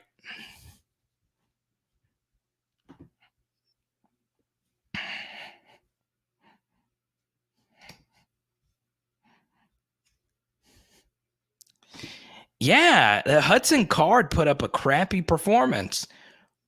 With that said, Barry Odom's a really good defensive coordinator, right?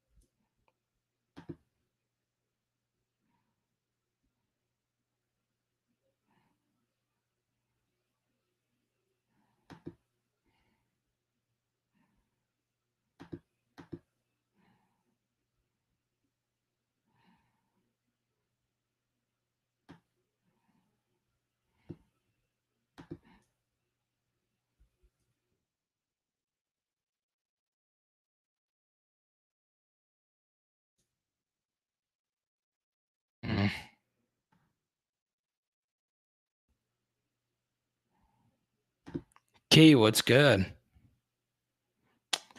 Yeah, no, I was looking at this this fantasy football thing where this guy was complaining about the waiver wire.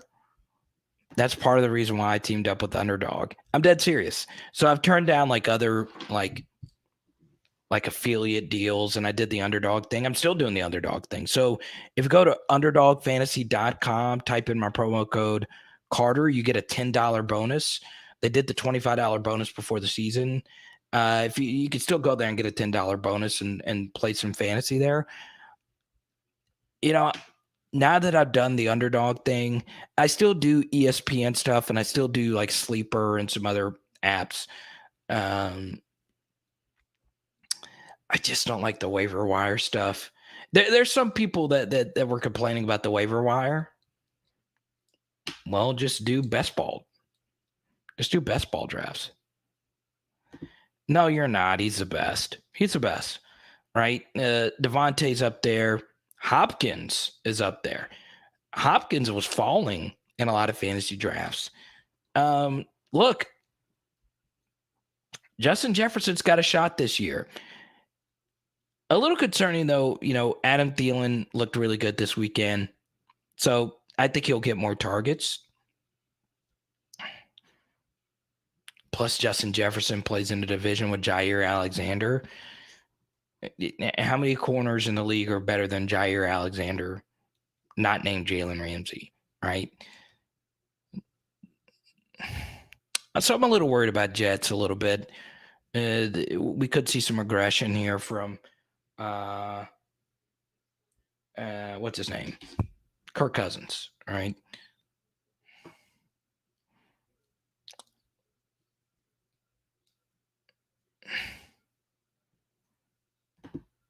This will get you blocked, Black Mamba. First reason is because Mason Smith is playing unfreaking real right now. We've yet to see Sage Ryan play for LSU. The second thing is no, as if Bama needs more 5 stars. If I for some reason ever was a Bama fan, I think I would get a little tired of winning all the time. It's just boring.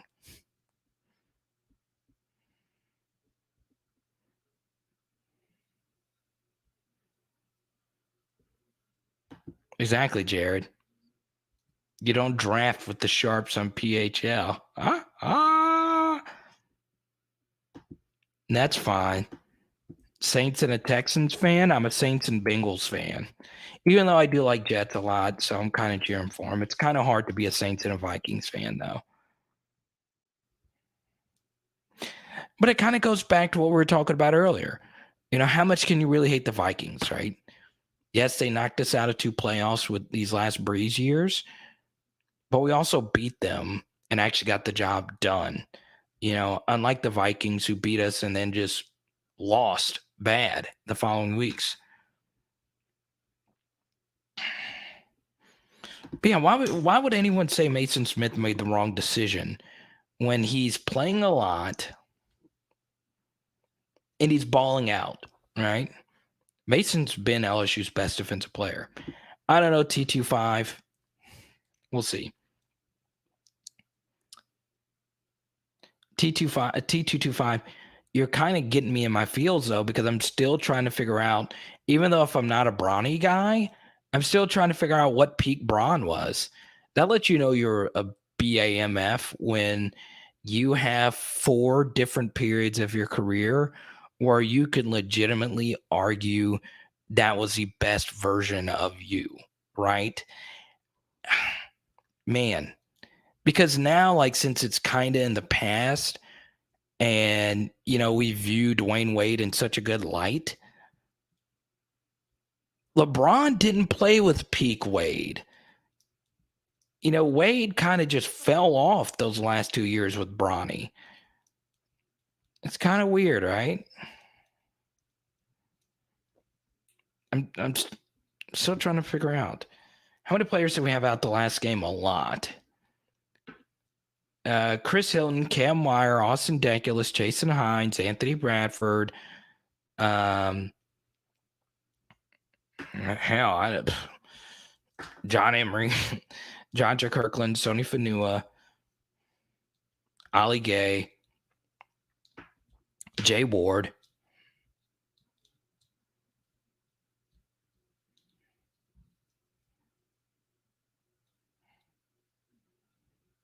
I don't know. It was a lot. It was a lot.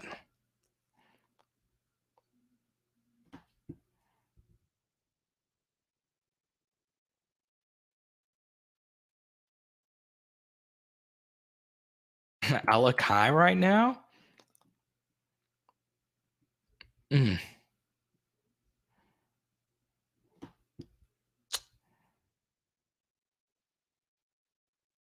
I love this name, Lagwarian Leonard.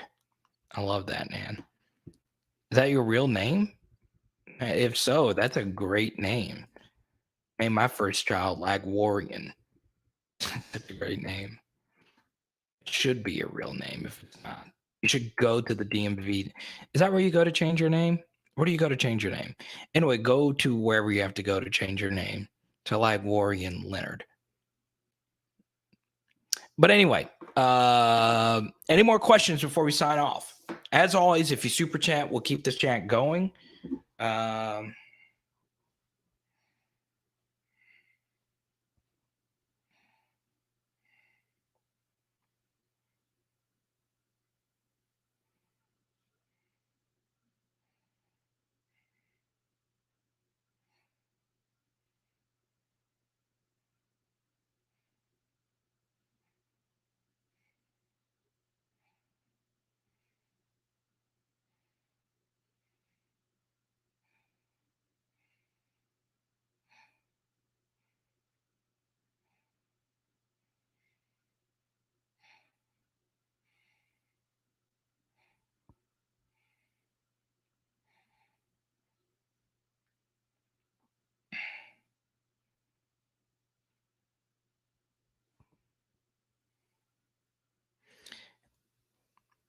Good question from Grant. Realistically, what record do you think LSU finishes with this season?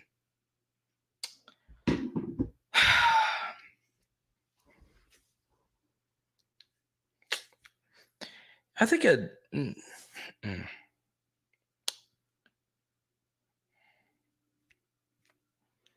so you still have 8 SEC games left.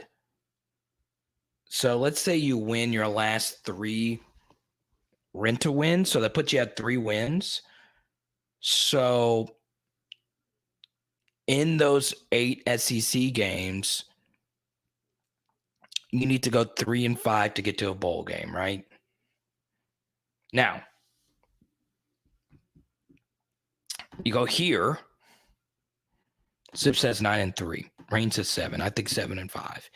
I think 7-5 is a pretty safe number. The issue now, though, is okay, and this is why it's very important to discuss this, right? The SEC used to suck. Okay, it did. It just did. I remember at SEC Media Days, I was doing a segment, and a question I asked every guest was, does the SEC suck? Right? And I said at one time that an SEC official overheard me, like someone that just works with the SEC, and they gave me just such an evil, like nasty look. Because the SEC at the time did suck, right? So sometimes what makes college football so beautiful is your record is so important, right? But what we don't talk about is your record sometimes isn't about who your team is, it's who you actually play, right? A lot of those Brett Bielema Arkansas teams would have won 10 games in the Big Ten. They were just as good as some of his Wisconsin teams. They were just in the SEC West, and they didn't have good defenses. So the issue is all these SEC teams have good coaches, right? 2 years ago, in 2019, Arkansas had Chad Morris, the worst SEC coach of all time, Matt Luke, and Mississippi State had Joe Moorhead, right? Horrible. They were horrible, right? Now all these bottom tier SEC schools have good coaches. All of them do. All of them do. Okay. Kentucky this year is good. I wasn't able to catch most of the game. I watched them at the end of that Missouri game. Missouri has a really good team this year and a really good coach. Kentucky just beat them. They're at home. They just beat them. Kentucky's really good this year. They have a dual threat quarterback who can make plays. Is he special? No, but he's really athletic and he's played a lot. The issue for 2021 LSU isn't so much that LSU is bad. It's just every SEC team on their schedule is good. Every single one. There's no Derek Mason Vanderbilts. There's none. There's no rent-to-wins on here. And that was like the really bad thing about those Les Miles teams was another good dad joke right here by Jared. True. True. 8-4, another upset shoe throw type of thing will happen. That's true, PLG, but will it go in LSU's favor? So the thing is, that's what concerns me. And that was my biggest concern when I was going through championship week on this channel is I was going through and I was like, you know what? If we're not good at making in-game adjustments, if we're not good at halftime, if we're not good at preparing for games. Look, 2020 was probably a little bit more of a disaster than we like to let on. So yeah, I just think it's kind of hard to even see 8 wins right now. I would be very happy with 8, especially with how Kentucky looks right now. Mississippi State has a lot of confidence. They're sure as heck not going to be scared of us this year, especially knowing that they beat us last year with a bad team. So, yeah.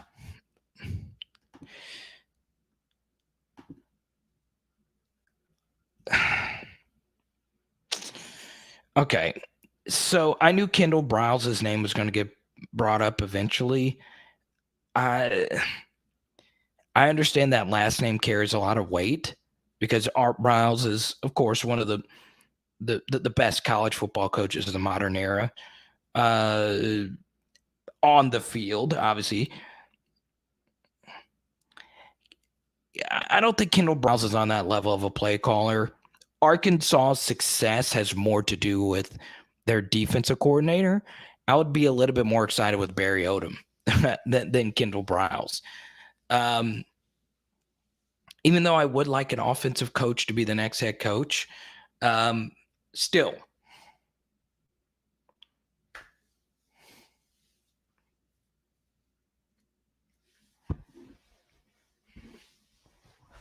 But yeah, let's pull this up really quickly and move this real quick. Okay.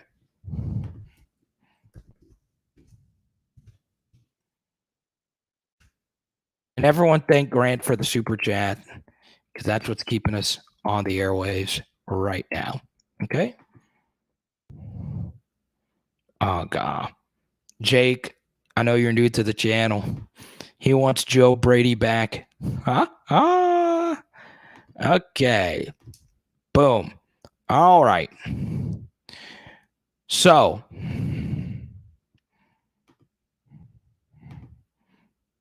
let's do this. All right. Okay.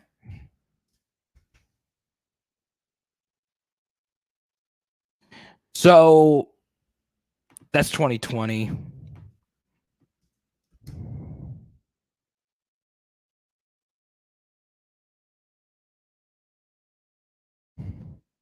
What do y'all think? What do y'all think? Honestly, let me know. What do you think?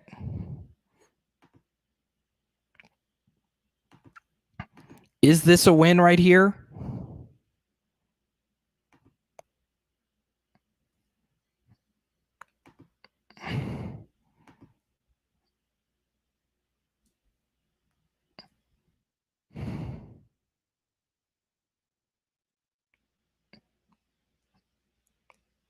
Is Mississippi State a for sure win? Is Auburn a for sure win? Is Kentucky a for sure win? Let me know. What's LSU's record after these 4 games? What's LSU's record?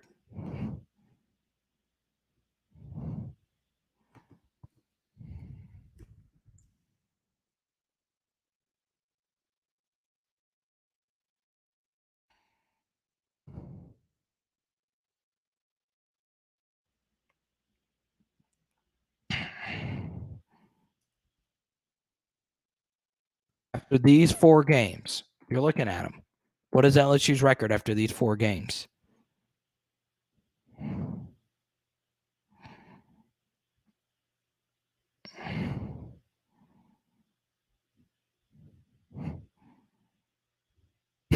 That's Sly's Meat Rider. What is it? 4-2, 2-4. We lose 2 of them, so 1-3. So that means 2-4. I mean, that's the thing. Let's see, it's blocking. I don't mean to click that.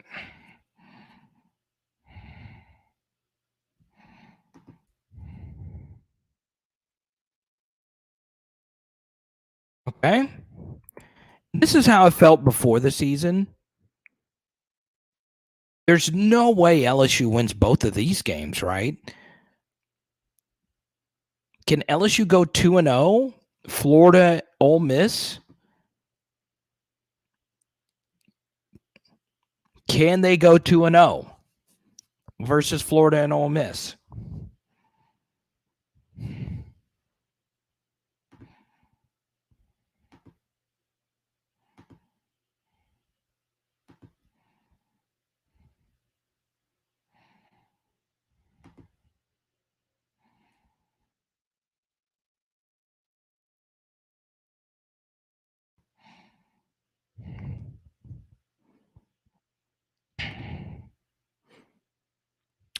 So do you think LSU's defensive scheme is good enough to stop?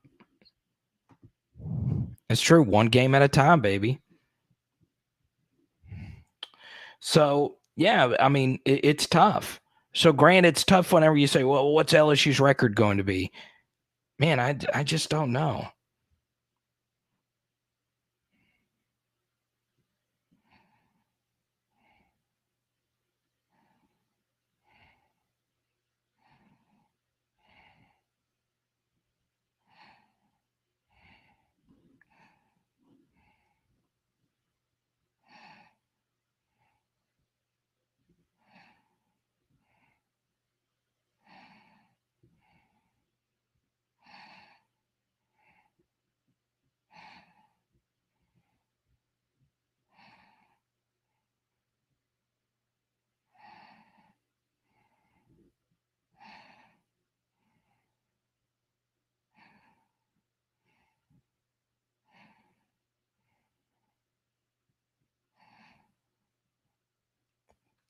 Oh, the Penn State whiteout is this weekend.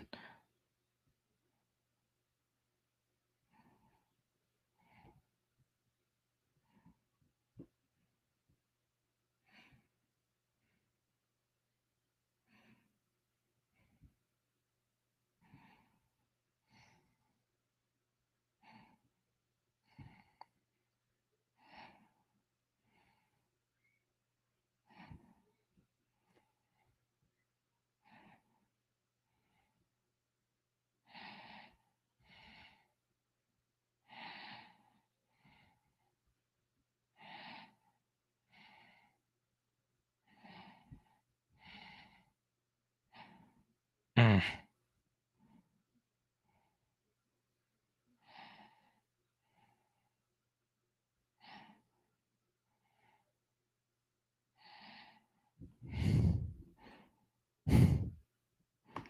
We got some Auburn love here. I love it.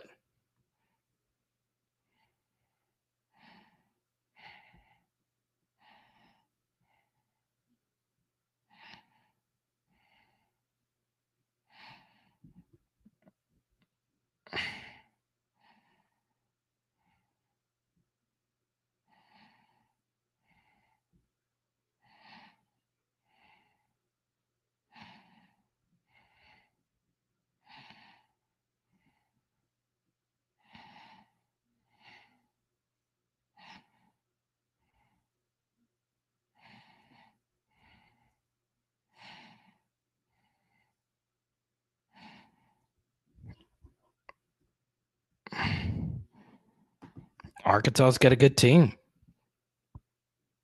Well-coached team. They know their direction. They know what type of offense and defense they're going to run.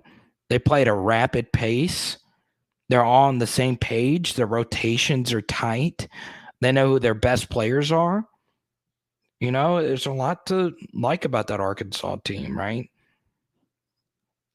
And they got a head coach that fits their culture. You know, it's ridiculous. You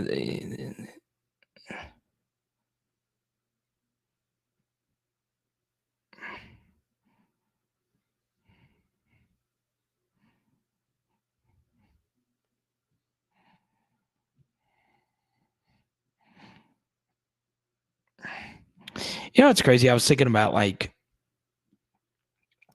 ULM.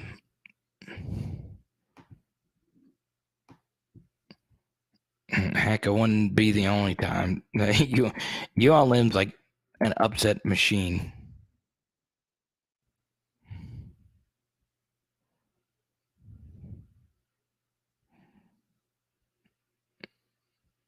It's real.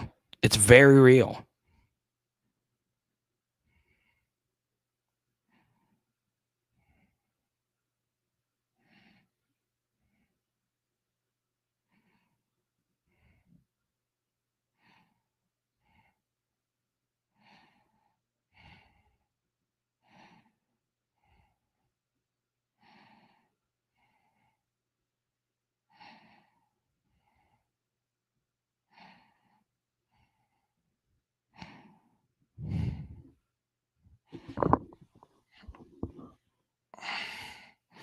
Jared, don't throw away your stuff, man.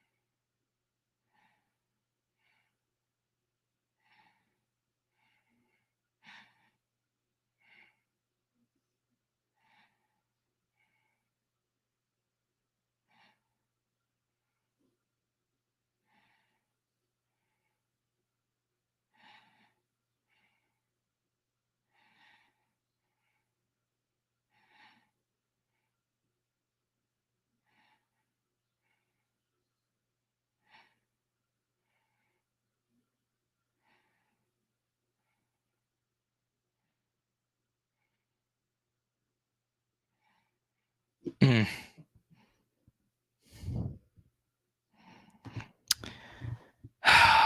Well, Dalton, it's crazy. You say that. I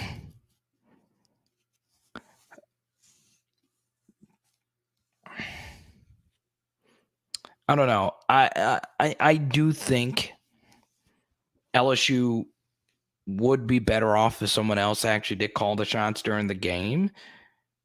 But what do I know?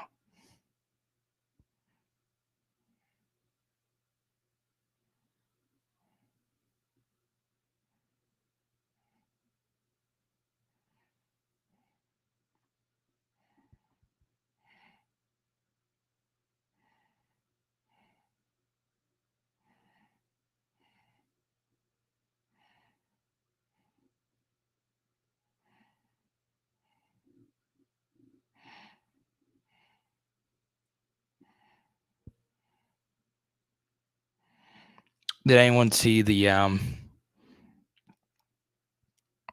everyone's a Bengals fan, Jake. We touched on that earlier now. Did anyone see what that Bama player said about Saban today, though, about the D's the D's joke? Nick Saban, I don't even know what player it was.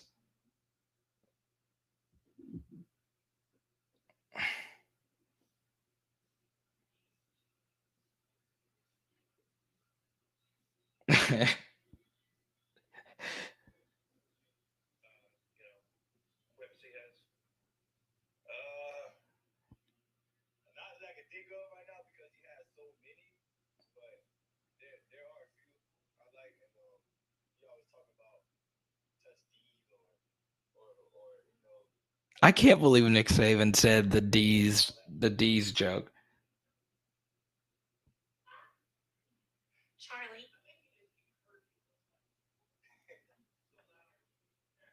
Oh man, that guy's never going to be allowed to speak to the media again.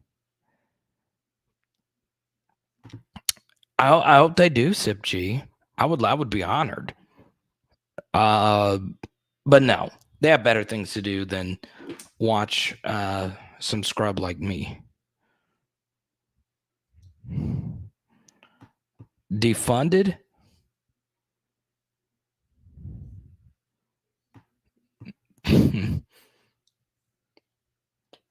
I'd love to know. I don't know. I think a few of them followed me on IG.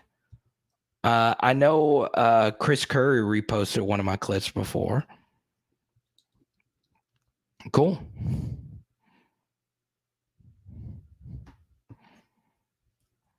Cool deal.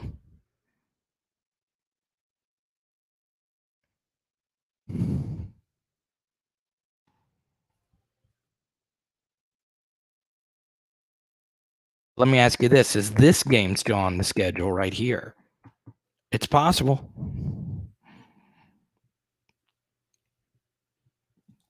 It's possible. But yeah, you know what's interesting, Sip? I try my best not to be, I try my best not to be sunshine pump guy. But yeah. Well, all right, guys. Thank you, Grant, for that super chat there at the end. Thanks for all your support. And we will see you. If you only watch live streams, we'll see you 9-3. Let's go. We'll see you at halftime of the Central Michigan game. Hopefully it's LSU a lot, Central Michigan a little. Don't forget to shoot me an email if you want some booger bands. And if you really want to support the channel, go on ahead and cop that shirt. Grant, are you you in Baton Rouge? Where are you now? I don't even know. If you want to get a shirt, don't forget, get over there. Let's see.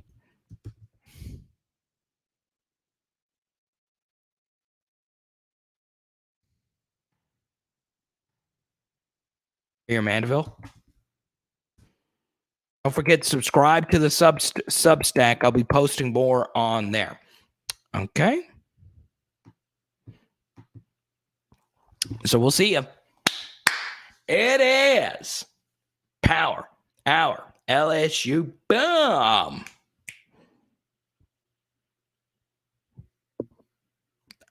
Oh, I think Hey got me some chimichangas. Let's go. Ground beef chimichangas. Let's go.